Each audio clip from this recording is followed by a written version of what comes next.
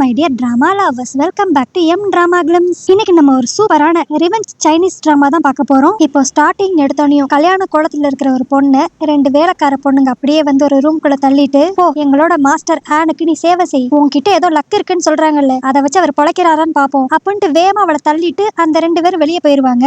அந்த கல்யாண கோலத்துல இருக்கிற பொண்ணு தான் நம்ம கதையோட ஹீரோயின். அவ பேரு லேன். ஆனா அவ கல்யாணம் பண்ண பையன் ஒரு மாதிரி கோமால கிடக்குற மாதிரி தெரியும். இப்பதான் அவ அவனோட ஃபேஸையே பாப்பா. அவன் ஃபேஸ பார்த்தோனியும் இவன் தானே அன்னைக்கு நம்மள காப்பாத்தனா அப்படிங்கிற மாதிரி யோசிச்சுக்கிட்டு இருப்பா. அந்த இடத்துக்கு இப்ப ஆன்சான் அப்படின்னு சொல்லி ஒரு பையன் வருவான். அவனுமே கல்யாண கோலத்துல தான் இருப்பான். அவன் அப்படியே டக்குன்ட்டு நம்ம ஹீரோனை ஹக் பண்ணிட்டு, என் மனசுக்குள்ள நீ தான் இருக்க, நான் ஒன்னதான் கல்யாணம் பண்ணணும்னு ஆசைப்பட்டேன் அப்படின்பா. என்னன்னு பார்த்தா நம்ம ஹீரோயினும் இந்த ஆன்சானும் இதுக்கு முன்னாடி லவ் பண்ணிருப்பாங்க போல. பட் ஏதோ சில சிச்சுவேஷன்ஸ்னால நம்ம ஹீரோயின் இப்ப படுக்கையா இருக்கிற அந்த ஆனை கல்யாணம் பண்ணிக்குவா. இவளோட பாய் ஃப்ரெண்ட் அந்த ஆன்சான் வந்து நம்ம ஹீரோயினோட கசினை கல்யாணம் பண்ணிருப்பான். அது மட்டும் இல்லாம அங்க படுக்கையா கிடைக்கிற அந்த ஆன் வந்து இந்த எக்ஸ் பாய் ஃப்ரெண்டோட தம்பி போல. ஆனா இப்படி குழப்பமா இந்த கல்யாணம் நடந்தாலும் நம்ம ஹீரோயின் தெளிவா இருப்பா. நம்மளுக்குள்ள நடந்தது எல்லாமே பாஸ்ட்லயே முடிஞ்சு போச்சு, இப்ப நான் உன்னோட தம்பியோட ஒய்ஃப், சோ அதுக்கேத்தாப்புல பார்த்து நடந்துக்கோ அப்படிங்கிற மாதிரி சொல்லுவா. என்னதான் இது ஒரு கட்டாய கல்யாணமா இருந்தாலும் நம்ம ஹீரோயின் வந்து இதுதான் தன்னோட வாழ்க்கை அப்படின்ட்டு அக்செப்ட் பண்ணிக்கிட்டா. ஆனா அந்த எக்ஸ் பாய் ஃப்ரெண்ட் ஆன்சான் இப்ப விட மாட்டான். ஏய் உனக்கு என்ன பைத்தியமா, என் தம்பி இன்னும் கொஞ்ச நாள் எப்படினாலும் செத்து போயிருவான், அவனுக்காக நீ ஓ வாழ்க்கை அழிச்சுக்க போறியா, என்னால உன்னை மறக்கவே முடியாது அப்படிங்கிற மாதிரி பேசிக்கிட்டு நம்ம ஹீரோயினை கட்டியெல்லாம் பிடிக்க ஆரம்பிப்பான். நம்ம ஹீரோயின் வேணாம் தான் தடுத்துக்கிட்டு இருப்பா. ஆனா அப்பன்னு பார்த்து இந்த இடத்துக்குள்ள நம்ம ஹீரோயினோட மாமியாரும் அவளோட கசனும் இங்க வந்துருவாங்க. அந்த கசனை தானே இப்ப அந்த எக்ஸ் பாய் ஃப்ரெண்ட் கல்யாணம் பண்ணிருப்பான். அந்த பொண்ணு இப்ப அப்படியே வந்து நம்ம ஹீரோயினை பிடிச்சு திட்டுவா. ஹே நீ எனக்கு ஒரு தங்கச்சி மாதிரி தானே, எப்படி என்னோட வாழ்க்கையவே நீ அழிக்க ரெடியா இருக்க, உனக்கு அசிங்கமா இல்லையா, உன்னோட ஹஸ்பண்ட் முன்னாடியே இப்படி இன்னொருத்தவனை கட்டி பிடிச்சு நின்னுக்கிட்டு இருக்க அப்படிங்கிற மாதிரி அவ இப்ப நம்ம ஹீரோயினை பிளேம் பண்ணி பேச ஆரம்பிச்சிருவா. இவதான் இப்படின்னு பார்த்தா அங்க வந்த மாமியாக்காரியும் என்ன ஏதுன்னு விசாரிக்காம நம்ம ஹீரோயின் மேலதான் தப்பு இருக்கு அப்படின்ட்டு அவளை போட்டு அடிக்கவே ஆரம்பிச்சிருவாங்க. சோ இப்படியே ஒரு மாதிரி குழப்பமாவே அன்னைக்கு நைட்டு முடிஞ்சிருமா. அடுத்த நாள் காலையில தான் காட்டுவாங்க நடந்ததெல்லாம் நடந்து முடிஞ்சிருச்சு, இனிமேல் நம்ம அந்த ஆன்சான் பக்கமே திரும்பவே கூடாது, நம்மளோட ஹஸ்பண்ட் இனிமேல் ஆன் தான், நம்ம அவனை பத்தி தான் யோசிக்கணும். அது மட்டும் இல்லாம இந்த ஆன் தான் அன்னைக்கு என்ன காப்பாத்தனா, ஆனா அதுக்கடுத்து அவனுக்கு என்ன ஆச்சு, அவன் இப்படி கோமா ஸ்டேஜ்ல இருக்கான் அப்படிங்கிற மாதிரி இவ யோசிச்சுக்கிட்டு இருப்பாளா. அப்ப இவ ரெடி பண்ணிக்கிட்டு இருக்க சூப்ல ஏதோ சில மூலிகைகள் எல்லாம் மறக்கிற மாதிரி இருக்கும். என்னது இது அப்படின்ட்டு பக்கத்துல எடுத்து அவ ஸ்மெல் பண்ணி பாப்பாளா. ஸ்மெல் பண்ணி பார்த்தேனே அவளுக்கு தெரிஞ்சிரும் இது உடம்ப குணப்படுத்துற மருந்து கிடையாது, மொத்தமா ஆளையே காலி பண்ணக்கூடிய விஷ மூலிகை அப்படின்ட்டு அவ கண்டுபிடிச்சிருவா. அப்ப அந்த இடத்துக்கு கரெக்டா வேலைக்கார பொண்ணு ஜீன்ட்டு ஒருத்தி வருவா. அவ வந்து அப்படியே திமிர்த்தனமா நம்ம ஹீரோயின் கிட்ட, என்ன சூப் எல்லாம் ரெடி ஆயிருச்சா, சீக்கிரம் எடுத்துட்டு வா, மாஸ்டருக்கு கொடுக்கணும் அப்படிங்கிற மாதிரி ஆர்டர் பண்ணிக்கிட்டு இருப்பா. அப்ப நம்ம ஹீரோயின், சரி இந்த மூலிகை எல்லாம் இதுக்குள்ள கிடக்கே, இதெல்லாம் யார் சொல்லி இதுல போட்டிருக்கீங்க, ஓ அதுவா, இங்கே ஸ்பெஷலான டாக்டர் ஒருத்தவர் இருக்காரு, அவர் சொல்லிதான் அதெல்லாம் போட்டிருக்கு, நீ ஏன் தேவையில்லாத கேள்வி எல்லாம் கேட்டுக்கிட்டு இருக்க, மொத சீக்கிரம் போய் சூப்பை கொடுக்குற வழியை பாரு அப்படின்ட்டு திட்டிட்டு அந்த பொண்ணு அங்க இருந்து போயிருவா. இன்னொரு பக்கம் நம்ம ஹீரோனோட ஹஸ்பண்ட் அந்த ஆனை தான் காட்டுவாங்க. அவனுக்கு இப்ப அந்த டாக்டர் ட்ரீட்மெண்ட் கொடுத்துக்கிட்டு இருப்பானா. அப்படி கொடுத்துக்கிட்டு இருக்கப்பே திடீர்னு அவ வாயில இருந்து ரத்தமா வரும். இதை பார்த்த நம்ம ஹீரோனோட மாமியார் அப்படியே ஒரு மாதிரி பதறி போவா. ஐயோ என்னோட பையனுக்கு என்னாச்சு அப்படின்ட்டு. அந்நேரம் நம்ம ஹீரோயின் தான் வேமா அந்த இடத்துக்கு வந்து, உங்களோட ரெண்டாவது பையனுக்கு அடிக்கடி உடம்பு சரியில்லாம போறதுக்கு காரணமே அவனை யாரோ கொல்லணும்னு முடிவுல இருக்காங்க, ஏன்னா இன்னைக்கு அவனுக்கு கொடுக்க வேண்டிய சூப்ல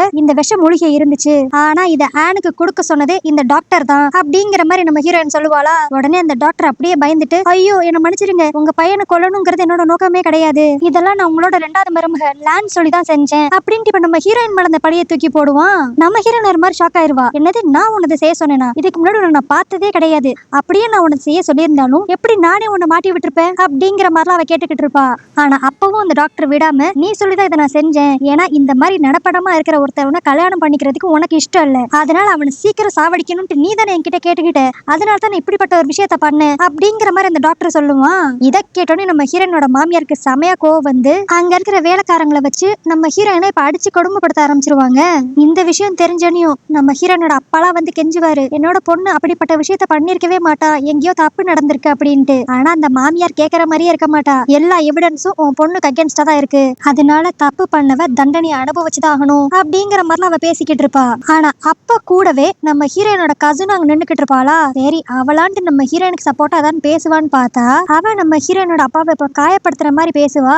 உங்க பொண்ணு பார்க்க தான் நல்லவளா இருக்கா, ஆனா உண்மையிலேயே உடம்பு பூரா விஷம், இந்த மாதிரி ஆளெல்லாம் என்னோட சொந்தக்காரங்கன்னு சொல்லிக்கிறதுக்கு எனக்கு அசிங்கமா இருக்கு அப்படிங்கிற மாதிரி அவ வீம்புக்குன்னே அங்க இருக்கிறவங்களை ஏத்தி விட்டுக்கிட்டு இருப்பா.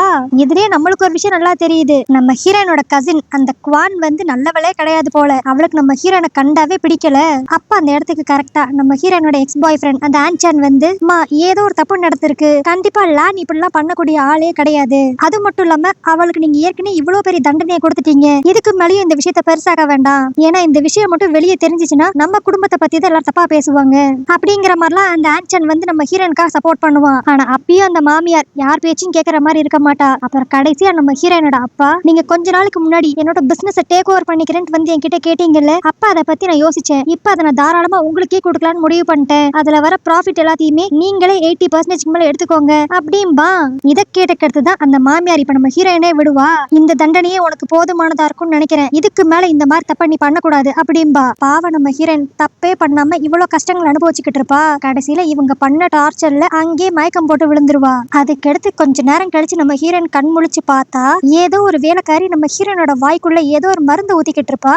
சுத்தி பார்த்தா அந்த கசின் குவானு, அந்த மாமியார், அதோட சேர்த்து அந்த எக்ஸ் பாய் ஃப்ரெண்ட் ஆன்சன், இவங்க 3 பேரும் நம்ம ஹீரோயினே ஒரு மாதிரி குறுன்னு பாத்துக்கிட்டு இருப்பாங்க. நம்ம ஹீரோனுக்கு இப்ப என்னடா உங்களுக்கு பிரச்சனை அப்படிங்கிற மாதிரி தான் இருக்கும். அப்பதான் அந்த எக்ஸ் பாய் ஃப்ரெண்ட் ஆன்சன் கேட்பான், உன்னோட வயித்துல வளர்ற குழந்தைக்கு யார் அப்பா அப்படின்ட்டு. இதை கேட்டோன்னு நம்ம ஹீரோயினும் ஷாக் ஆயிருவா. ஏன்னா அவ பிரெக்னெண்டா இருக்கிறது அவளுக்கு தெரியாது போல. அப்பதான் நம்ம ஹீரோன் ஒண்ணு யோசித்து பாப்பா, கொஞ்ச நாளைக்கு முன்னாடி யாரோ இவகிட்ட மிஸ்பிஹேவ் பண்ணிருந்திருப்பாங்க, அதனாலதான் இப்ப கன்சீவ் ஆயிருக்கும் அப்படிங்கறது நம்ம ஹீரோயின் புரிஞ்சுக்குவா. பாவம் இப்ப நம்ம ஹீரோனுக்கு என்ன பேசுறதுன்னே தெரியாது. அப்ப அந்த கசினும் அந்த மாமியாரும், நீ கல்யாணத்துக்கு முன்னாடியே ஏதோ ஒரு தப்பு பண்ணிருக்க, அப்படிப்பட்ட ஒரு குழந்தை இந்த வீட்டுல பிறக்க கூடாது, அதனால அதை இப்பயே நாங்க அழிக்கிறோம் அப்படின்ட்டு அந்த வேலைக்காரியை விட்டு அபார்ஷன் மருந்து தான் இப்ப கொடுத்துக்கிட்டு இருப்பாங்க. நம்ம ஹீரோயினும் இப்படி எல்லாம் பண்ணாதீங்க அப்படிங்கிற மாதிரி ஸ்ட்ரகிள் பண்ணிக்கிட்டு இருப்பா. ஆனா அவங்க யாருமே அவ பேச்ச கேட்கற மாதிரி இருக்க மாட்டாங்க. ஆனா அப்ப கரெக்டா அந்த இடத்துக்கு நம்ம ஹீரோனோட ஹஸ்பண்ட் அந்த ஆன் வருவான். இத்தனை நாள் கோமால இருந்தவன் இப்ப திடீர்னு உடம்பு சரியாகி இங்க நடந்து வந்துருவான். இத பார்த்துன்னு அங்க இருக்க எல்லாரும் அப்படியே ஷாக் ஆகி போய் நிக்க, அப்ப அந்த ஆன் அப்படியே, இவ வயித்துல வளர்ற குழந்தை வேற யாரோடதும் கிடையாது, என்னோடது அப்படிங்கிற மாதிரி சொல்லுவான். இது சொன்னது மட்டும் இல்லாம, நாங்க கல்யாணத்துக்கு முன்னாடி லவ் பண்ணிக்கிட்டு இருந்தோம், அப்ப என்னோட கண்ட்ரோலையும் மீறி நான் இப்படி நடந்துக்கிட்டேன் அப்படிங்கிற மாதிரி எல்லாரும் முன்னாடி அவன் சொல்லுவான். இதை கேட்டனையும் அந்த எக்ஸ் ஆன்சனுக்கு ஒரு மாதிரி கடுப்பாயிரும். இந்த விஷயம் எப்படி நடந்திருக்கும், ஒருவேளை அன்னைக்கு நைட் நடந்திருக்குமோ அப்படின்ட்டு ஏதோ ஒரு ராத்திரியை பத்தி அவன் யோசித்து பார்ப்பான். அதுல இந்த ஆன் வந்து மயங்கி கிடக்குற நம்ம ஹீரோயினை எங்கேயோ தூக்கிட்டு போற மாதிரி தெரியும். இப்போ இதை நினைச்சு அந்த எக்ஸ் ஆன்சான் ஒரு மாதிரி கடுப்பாயிக்கிட்டு இருப்பான். இன்னொரு பக்கம் நம்ம ஹீரோயினையும் அந்த ஆனியும் தான் இப்ப காட்டுவாங்க. அவன் அப்படியே நம்ம ஹீரோயின் கிட்ட சாரி கேட்டுக்கிட்டு இருப்பான். நான் கோமால இருக்கிறப்ப என்னோட ஃபேமிலி இப்படி ஒரு அரேஞ்ச் மேரேஜை எனக்கு பண்ணி வைப்பாங்கன்னு நான் எதிர்பார்க்கல, என்னால பாவம் நீ நிறைய கஷ்டப்பட்டுட்ட அப்படிங்கிற மாதிரி அவன் பேச, அதுக்கு நம்ம ஹீரோயின், எதுக்கு கொஞ்ச நேரத்துக்கு முன்னாடி எல்லாரும் முன்னாடி அப்படிப்பட்ட ஒரு பொய்யை சொல்லி என்னை காப்பாத்தினீங்க அப்படிங்கிற மாதிரி கேட்பா. என்னன்னு பார்த்தா உண்மையிலேயே இந்த குழந்தைக்கும் அந்த ஆணுக்கும் எந்த ஒரு சம்பந்தமே இருக்காது போல. நம்ம ஹீரோயின் அப்ப நினைச்ச மாதிரியே அவகிட்ட யாரோ மிஸ்பிஹேவ் பண்ணிருப்பாங்கல்ல, அதனாலதான் அந்த குழந்தையே ஃபார்ம் ஆயிருக்கும். ஆனா இந்த விஷயம் தெரிஞ்சாலுமே அந்த ஆன் அதெல்லாம் பெருசா எடுத்துக்காம, இப்ப நீ என்னோட ஒய்ஃப், அதனால உன்னையும் இந்த குழந்தையும் ப்ரொடெக்ட் பண்ண வேண்டியது என்னோட பொறுப்பு அப்படிங்கிற மாதிரி சொல்லுவான். ஆனா நம்ம ஹீரோயின் இப்போ ஒரு மாதிரி அப்செட் ஆகி, இல்ல ஒரு ரேபிஸ்டோட குழந்தை என் வயித்துல வளரக்கூடாது, இப்பயே நான் என்னோட உயிரை எடுத்துக்கிறேன் அப்படிங்கிற மாதிரி கத்தியை வச்சு கை அறுத்துக்கலான்ட்டு பாப்பா. ஆனா அந்த ஆன் நல்ல வேலையா எப்படியோ தடுத்து, நான் சும்மா உன்னை கன்சோல் பண்றதுக்காக சொல்லல, இன்னையில இருந்து உனக்காகவும் இந்த குழந்தைக்காகவும் தான் நான் இருக்க போறேன் அப்படிங்கிற மாதிரி அவளை சமாதானப்படுத்திக்கிட்டு இருப்பான். அதுக்கடுத்துதான் உண்மையிலே நம்ம ஹீரோயினுக்கு என்ன ஆச்சு அப்படிங்கறத தெளிவா டிஸ்கஸ் பண்ணுவாங்க. என்னன்னா, ஒரு நாள் யாரோ நம்ம ஹீரோயினுக்கு ட்ரக்ஸை கொடுத்து அவளை எங்கேயோ வலுக்கட்டாயமா இழுத்துட்டு போக ட்ரை பண்ணிருப்பாங்க. அப்பதான் நடுவுல நம்ம ஹீரோ அவளை பார்த்து காப்பாத்தி சேஃபா ஒரு இடத்துக்கு கூட்டு போயிருப்பான். அதுக்கடுத்து நம்ம ஹீரோயினுக்கு மெடிக்கல் எமர்ஜென்சி தேவைப்படும் அப்படின்ட்டு பக்கத்துல இருக்கிற டாக்டரை போய் கூப்பிடலாம்னு நினைக்கிறதுக்குள்ள இவன் தலையிலேயே யாரோ அடிச்சிருப்பாங்க. அதனாலதான் இத்தனை நாள் நம்ம ஹீரோ கோமால இருந்திருப்பான். அப்படி நம்ம ஹீரோவை யாரை அடிச்சு மயக்கமாக்குனாங்களோ அவங்கதான் நம்ம ஹீரோயின் கிட்ட தப்பா நடந்திருக்காங்க. ஆனா அப்படி தப்பா நடந்துகிட்ட பர்சன் யாரு என்னன்ட்டு இவங்க 2 பேருக்குமே எந்த ஒரு ஐடியாவும் இருக்காது. ஆனா இப்படி இவங்க 2 பேரும் பேசிக்கிட்டு இருக்க விஷயத்த இதே ரூமுக்கு வெளியே நின்னு அந்த ஜீங்கிற வேலைக்கார பொண்ணு ஒட்டு கேட்டுக்கிட்டு இருப்பா. அதுக்கடுத்து இந்த விஷயத்த போய் அவ யார்கிட்டயோ சொல்ல போற மாதிரி இருக்கும். அப்ப அந்த நபர் அப்படியே, உன்னால இன்னைக்கு நான் மாட்டிருப்பேன், அந்த டாக்டர் சொன்ன மூலிகையை சூப்ல போட்டியே, அந்த சூப்பை அவ கண்ணு முன்னாடிதான் நீ வச்சிருக்கணுமா, இன்னைக்கு பாரு எல்லாரும் முன்னாடியும் அந்த சூப்பை பத்தின விஷயத்த சொல்லி அந்த டாக்டரை மாட்டி விட்டுட்டா அப்படிங்கிற மாதிரிலாம் யாரோ ஒரு ஆள் அந்த வேலைக்காரி கிட்ட பேசிக்கிட்டு இருப்பாங்க. யாருடா இது இப்படிப்பட்ட ஒரு ஈவலான பிளான போட்டுக்கிட்டு இருக்குது அப்படின்னு பார்த்தா அது நம்ம ஹீரோனோட எக்ஸ் அந்த ஆன்சான். சோ நம்ம ஹீரோ ஹெல்த் வைஸ்ல ரொம்ப வீக் ஆகணும் அப்படின்னு நினைக்கிற ஆளு இந்த ஆன்சான் தான் போல. இப்படி இவங்க 2 பேரும் காலையில நடந்த விஷயத்த பத்தி பேசிக்கிட்டு இருக்கப்ப அந்த வேலைக்காரி ஜி அப்படியே, நீ இதுக்கே டென்ஷனா எப்படி, நான் இப்ப புதுசா ஒரு விஷயத்த கொண்டு வந்திருக்கேன், உண்மையிலேயே அந்த லேண்ட் வயித்துல வளர்ற குழந்தை உன்னோட தம்பி ஆனோடதுதான் அப்படிங்கிற மாதிரி சொல்லுவா. என்னன்னா இந்த வேலைக்காரி எல்லா விஷயத்தையும் தெளிவா கேட்டிருந்தாலும் இங்க வந்து இந்த ஆன்சான் கிட்ட வேற மாதிரி சொல்லிக்கிட்டு இருக்கா. இவ ஏன்டா இப்படி எல்லாம் பொய் சொல்றா அப்படின்னு பார்த்தா இந்த வேலைக்காரியும் இந்த ஆன்சானும் ஒரு அஃபேர்ல இருக்காங்க போல. இப்போ இதெல்லாம் இதெல்லாம் கேட்ட அந்த ஆன்சான் செமையா கடுப்பாவான். ஆனா அப்போ அந்த வேலைக்காரி அப்படியே, நான் எப்படி பார்த்தா அவ வயித்துல உன்னோட குழந்தை வர வேண்டியது, ஆனா மாறி வந்துருச்சு அப்படிங்கிற மாதிரி பேசிக்கிட்டு இருப்பா. என்னன்னு பார்த்தா நம்ம ஹீரோயின் கிட்ட மிஸ்பிஹேவ் பண்ணி அவளை ரேப் பண்ணது வேற யாருமே இல்ல, இந்த எக்ஸ் பாய் ஃப்ரெண்ட் ஆன்சான் தான். இவன் இப்படிப்பட்ட ஒரு விஷயத்த பண்ணிருப்பான்னா, இவனுக்கும் நம்ம ஹீரோயினோட கசினுக்கும் கல்யாண பேச்சு எடுத்த உடனே நம்ம ஹீரோயினுக்கும் அந்த ஆனுக்கும் தான் அடுத்து கல்யாணம் பண்றதா இருந்திருப்பாங்க. அந்த டைம்ல தான் இந்த ஆன்சானும் நம்ம ஹீரோயினும் லவ் வேற பண்ணிக்கிட்டு இருந்திருப்பாங்கல்ல. அதனால இந்த ஆன்சான் ஒரு வில்லத்தனமான பிளான போட்டிருப்பான். அதாவது அவனுக்கு ஹீரோயினும் வேணுமா, அவளோட கசினும் வேணுமா. ஏன்னா அப்பனாதான் ரெண்டு பேரோட சொத்துமே இவனுக்கு வந்து சேரும் அப்படிங்கிற ஒரு எண்ணத்துல நம்ம ஹீரோயின் கிட்ட இவனே மிஸ்பிஹேவ் பண்ணிட்டு அவளை வேற யாரோ இந்த மாதிரி பண்ணிட்டாங்க, பட் அப்படி இருந்தாலும் பரவாயில்ல, நானே இந்த ரெண்டு பேரையுமே கல்யாணம் பண்ணிக்கிறேன் அப்படிங்கிற மாதிரி எல்லாரும் முன்னாடி சொல்லி இவன் பிளான எக்ஸிக்யூட் பண்ணலாம்னு நினைச்சிருப்பான். ஆனா அதுக்குள்ள அந்த மாமியார்காரி ரெண்டாவது பையன் கோமால இருந்தாலும் என்ன, அவனுக்கு நடக்க வேண்டிய கல்யாணம் கண்டிப்பா நடந்தே ஆகணும் அப்படிங்கிற மாதிரி நம்ம ஹீரோக்கும் ஹீரோயினுக்கும் கல்யாணம் பண்ணி வச்சிருந்திருப்பாங்க. இப்போ இந்த விஷயம் எல்லாத்தையும் அந்த வேலைக்காரி ஜியும் அந்த ஆன்சானும் பேசிக்கிட்டு இருப்பாங்க. அப்ப அந்த வேலைக்காரி சும்மா இல்லாம, உனக்கு முன்னாடியே உன்னோட தம்பிக்கு வாரிசு வர போகுது, அப்பனா இந்த வீட்டோட சொத்து எல்லாமே அவங்களுக்கு போயிருமா அப்படிங்கிற மாதிரிலாம் அந்த ஆன்சான் அவ ஏத்தி விடுவா. இதனால கடுப்பாய் போன அந்த ஆன்சான், அப்படிப்பட்ட ஒரு குழந்தை இருந்தா தானே அவனுக்கு சொத்து கிடைக்கும், அதையே நான் இல்லாம பண்றேன் அப்படிங்கிற மாதிரி அவன் யோசிச்சுக்கிட்டு இருப்பான். அதனால அப்படியே அடுத்த நாள் தனியா நடந்து போய்கிட்டு இருக்க நம்ம ஹீரோயின் கிட்ட போய், என்னால இன்னும் உன்னை மறக்க முடியல, உண்மையை சொல்லு, இந்த வயித்துல வளர்ற குழந்தைக்கு என்னோட தம்பி அந்த அப்பாவா அப்படிங்கிற மாதிரி ரொம்ப கட்டி பிடிச்சலாம் பேசிக்கிட்டு இருப்பான். ஆனா நம்ம ஹீரோனுக்கு இது எதுவுமே சுத்தமா பிடிக்காது. இங்க பாரு, என்னோட வயித்துல வளர்ற குழந்தைக்கு அந்த அப்பா, அது மட்டும் இல்லாம நான் என்னோட ஹஸ்பண்டோட சந்தோஷமா வாழணும்னு ஆசைப்படுறேன், இனிமேல் என்ன இந்த மாதிரி தனியா மீட் பண்ணி பேசாத அப்படிங்கிற மாதிரி இவங்க ரெண்டு பேரும் இங்க பேசிக்கிட்டு இருக்கப்பயே இப்ப அந்த கசின் குவான் அந்த இடத்துக்கு வந்துருவா. அவளுக்கு தான் சும்மாவே நம்ம ஹீரோயினை பிடிக்காதே. அவ உடனே நம்ம ஹீரோயின் அப்படி இப்ப திட்ட ஆரம்பிச்சிருவா. உனக்கு தான் உன்னோட ஹஸ்பண்ட் இருக்கானே, அவன் கூட நீ பேசவே மாட்டியா, எப்ப பார்த்தாலும் ஏன் ஹஸ்பண்ட் கூட தனியா நின்று பேசிக்கிட்டு இருக்க, உன் நடவடிக்கையே சரியில்லை அப்படி இப்படின்ட்டு நம்ம ஹீரோயின் கூட சண்டை போட ஆரம்பிச்சிருவா. ஆனா இந்த சண்டையில அந்த குவான் பொண்ணு நம்ம ஹீரோயினை பலமா தள்ளி விட அவ அப்படியே அங்க இருந்த ஒரு கல்லுலயே போய் இடிச்சிருவா. பாவம், அதனால நம்ம ஹீரோயினுக்கு அதே இடத்துல அபார்ட் ஆயிரும். இந்த விஷயம் தெரிஞ்ச உடனே நம்ம ஹீரோயினை விட நம்ம ஹீரோ தான் ரொம்ப ஃபீல் பண்ணுவான். இத்தனைக்கும் அது அவனோட குழந்தையே கிடையாது, ஆனாலும் இப்படி ஆயிருச்சே அப்படின்ட்டு ரொம்ப ஃபீல் பண்ணிக்கிட்டு இருப்பான். ஆனா இவ்வளவு நடந்த உடனே நம்ம ஹீரோனோட மனசுக்குள்ள இப்ப ரிவெஞ்ச் எடுக்கணும் அப்படிங்கிற எண்ணம் மட்டும்தான் இருக்கும். ஒண்ணு தன்னோட குழந்தைய அழிச்ச தன்னோட கசினை உண்டுலன்னு பண்ணணும், அதோட சேர்த்து தன்னோட இந்த நிலைமைக்கு காரணமான அந்த ரேபிஸ்ட் யாருன்னு கண்டுபிடிச்சு அவனையும் பழி வாங்கணும் அப்படிங்கிற மாதிரி நம்ம ஹீரோயின் அவளோட ஹஸ்பண்ட் கிட்ட சொல்லிக்கிட்டு இருப்பா. அப்பதான் அவளுக்கு சில விஷயங்கள் அவ மைண்டுக்கு ஞாபகம் வரும். என்னன்னா, அன்னைக்கு அவளை ட்ரக் பண்ணி தானே ரேப் பண்ணிருப்பாங்க, அதனால அவ அந்த பர்சனோட ஃபேஸ ஃபுல்லா பாத்திருக்க மாட்டா, பட் அவனோட இடுப்பு கிட்ட கிராஸ் மாதிரி ஒரு தழும்பு இருக்கும், அது மட்டும் எனக்கு ஞாபகம் இருக்கு அப்படின்ட்டு நம்ம ஹீரோ கிட்ட சொல்லுவா. இத கேட்டோன்னு நம்ம ஹீரோ செமையா ஷாக் ஆயிருவான். ஏன்னா அவனுக்கு அந்த பர்சன் யாருன்னு தெரிஞ்சிருச்சு போல. அதுக்கடுத்து அப்படியே இங்க சீன் கட் பண்ணி நம்ம ஹீரோயின் அவளோட கசினோட வேலைக்காரி கிட்ட பர்சனலா பேசிக்கிட்டு இருப்பா. நம்ம ஹீரோயின் தான் ரொம்ப நல்லவளாச்சே, அதனால எல்லாருக்கும் நிறைய ஹெல்ப் பண்ணிருப்பா போல. இந்த குவானோட வேலைக்காரிக்கும் நிறைய ஹெல்ப் பண்ணிருந்திருக்கா. அதனால இப்போ அந்த ரிவெஞ்ச் பிளானுக்கு இந்த வேலைக்காரியை யூஸ் பண்ணிக்கலான்ட்டு குவான் கல்யாணத்துக்கு எடுத்து என்னெல்லாம் பண்ணிக்கிட்டு இருக்கா அப்படிங்கறதெல்லாம் கேட்டு விசாரிப்பா. அப்பதான் நம்ம ஹீரோனுக்கு ஒரு விஷயம் தெரிய வரும். இந்த குவான் அந்த ஆன்சானை கல்யாணம் பண்ணாலுமே அவளுக்கு ஒரு பாய் ஃப்ரெண்ட் இருப்பான் போல. அந்த பாய் ஃப்ரெண்ட் அப்பப்ப சீக்கிரட்டா மீட் பண்றது, இங்க இருந்து நிறைய காசு எடுத்துட்டு போய் அவன் கிட்ட கொடுக்கறது, அந்த மாதிரி வேலையெல்லாம் அவன் பாத்துக்கிட்டு இருப்பா போல. அது எல்லாமே இப்ப நம்ம ஹீரோனுக்கு தெரிய வந்துரும். இந்த விஷயம் போதுமே, இதை வச்சு அந்த குவானை நான் நல்லா பழி வாங்கிருவேன் அப்படின்ட்டு நம்ம ஹீரோன் யோசிச்சுக்கிட்டு இருப்பா. அப்பன்னு பார்த்து கரெக்டா அந்த குவானும் அவளோட பாய் ஃப்ரெண்டும் சீக்கிரட்டா மீட் பண்ணிக்கிட்டு இருப்பாங்களா. இதுதாண்டா கரெக்டான டைம், இவளை மாட்டி விட்டுறணும் அப்படின்ட்டு நம்ம ஹீரோயின் அந்த கசின் முன்னாடி போய் நின்னுட்டு இப்ப அங்க இருக்கிற சில வேலைக்காரங்களாம் அப்படியே கூப்பிடுவா.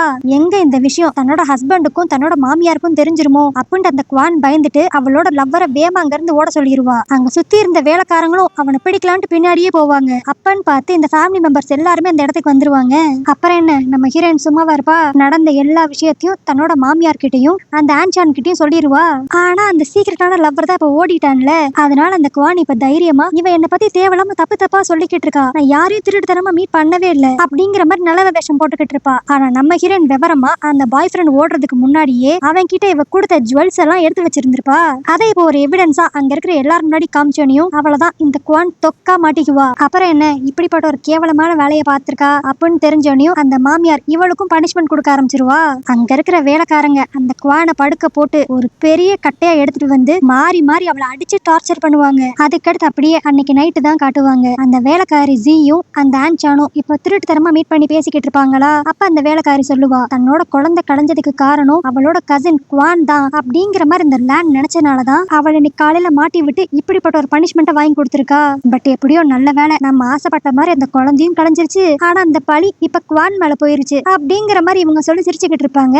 என்னன்னு பார்த்தா அன்னைக்கு உண்மையிலேயே அந்த குவான் தள்ளி விட்டனால நம்ம ஹீரோயினுக்கு அபார்ட் ஆயிருக்காது. அதே இடத்துல தான் அந்த ஆன்சானும் நின்றுப்பான். அவன் இந்த சண்டையை விலக்கி விடுறப்ப நம்ம ஹீரோயினை பலமா பிடிச்சு தள்ளி இருப்பான். அதனாலதான் அவ கீழே விழுந்து அவளுக்கு அபார்ட் ஆயிருக்கும். ஆனா இத பத்திலாம் அந்த வேலைக்காரியும் அந்த ஆன்சானும் பேசிக்கிட்டு இருக்கப்ப இப்ப நம்ம ஹீரோ ஒரு கன்னோட இந்த ரூம்குள்ள வந்துருவான். அடப்பாவி, ஒரு பிஞ்சு குழந்தைய போய் கொண்டிருக்கிய அப்படிங்கிற மாதிரி. இன்னொரு பக்கம் நம்ம ஹீரோ என்ன இன்னும் ஆளை காணோம், தன்னை ரேப் பண்ணவன் யாரு அப்படிங்கிற விஷயத்த தெரிஞ்சுக்கணுங்கிறதுக்காக பக்கத்து ஊருக்கு போறதா சொன்னாரு, இன்ன வரைக்கும் ஆளை காணமே அப்படிங்கிற மாதிரி அவ ஒரு பக்கம் வெயிட் பண்ணிக்கிட்டு இருப்பா. இப்ப திரும்ப நம்ம ஹீரோவை தான் காட்டுவாங்க. அவன் இப்படி கன் பாயிண்ட்ல வச்சு தன்னை கொஸ்டின் கேட்டாலும் அந்த ஆன்சான் பயப்படாம, இதெல்லாம் நான் எதுக்கு பண்ணேன்ட்டு உனக்கு இப்பயும் புரியலையா என்ன? என்னோட வாரிசு வரதுக்கு முன்னாடி உன்னோட வாரிசு இந்த வீட்டுக்கு வரவே கூடாது. ஏன்னா இந்த குடும்பத்துல இருக்கிற மொத்த சொத்தும் எனக்கு மட்டும் தான் வந்து சேரணும். சின்ன வயசுல இருந்து இந்த வீட்டுல இருக்கிற எல்லாருக்கும் நீ தான் பெருசு, என்ன ஒரு பொருட்டாவே மதிக்க மாட்டாங்க. அப்பெல்லாம் எனக்கு அது காரணம் புரியாது. ஆனா இப்ப கொஞ்ச நாளைக்கு முன்னாடி தான் அதோட ரீசன் எனக்கு நல்லா புரிஞ்சிச்சு. ஏன்னா இந்த வீட்டோட ஒரிஜினல் வாரிசு நீ தான். என்னை இவங்க தத்தெடுத்து வந்து வளர்க்குறாங்க.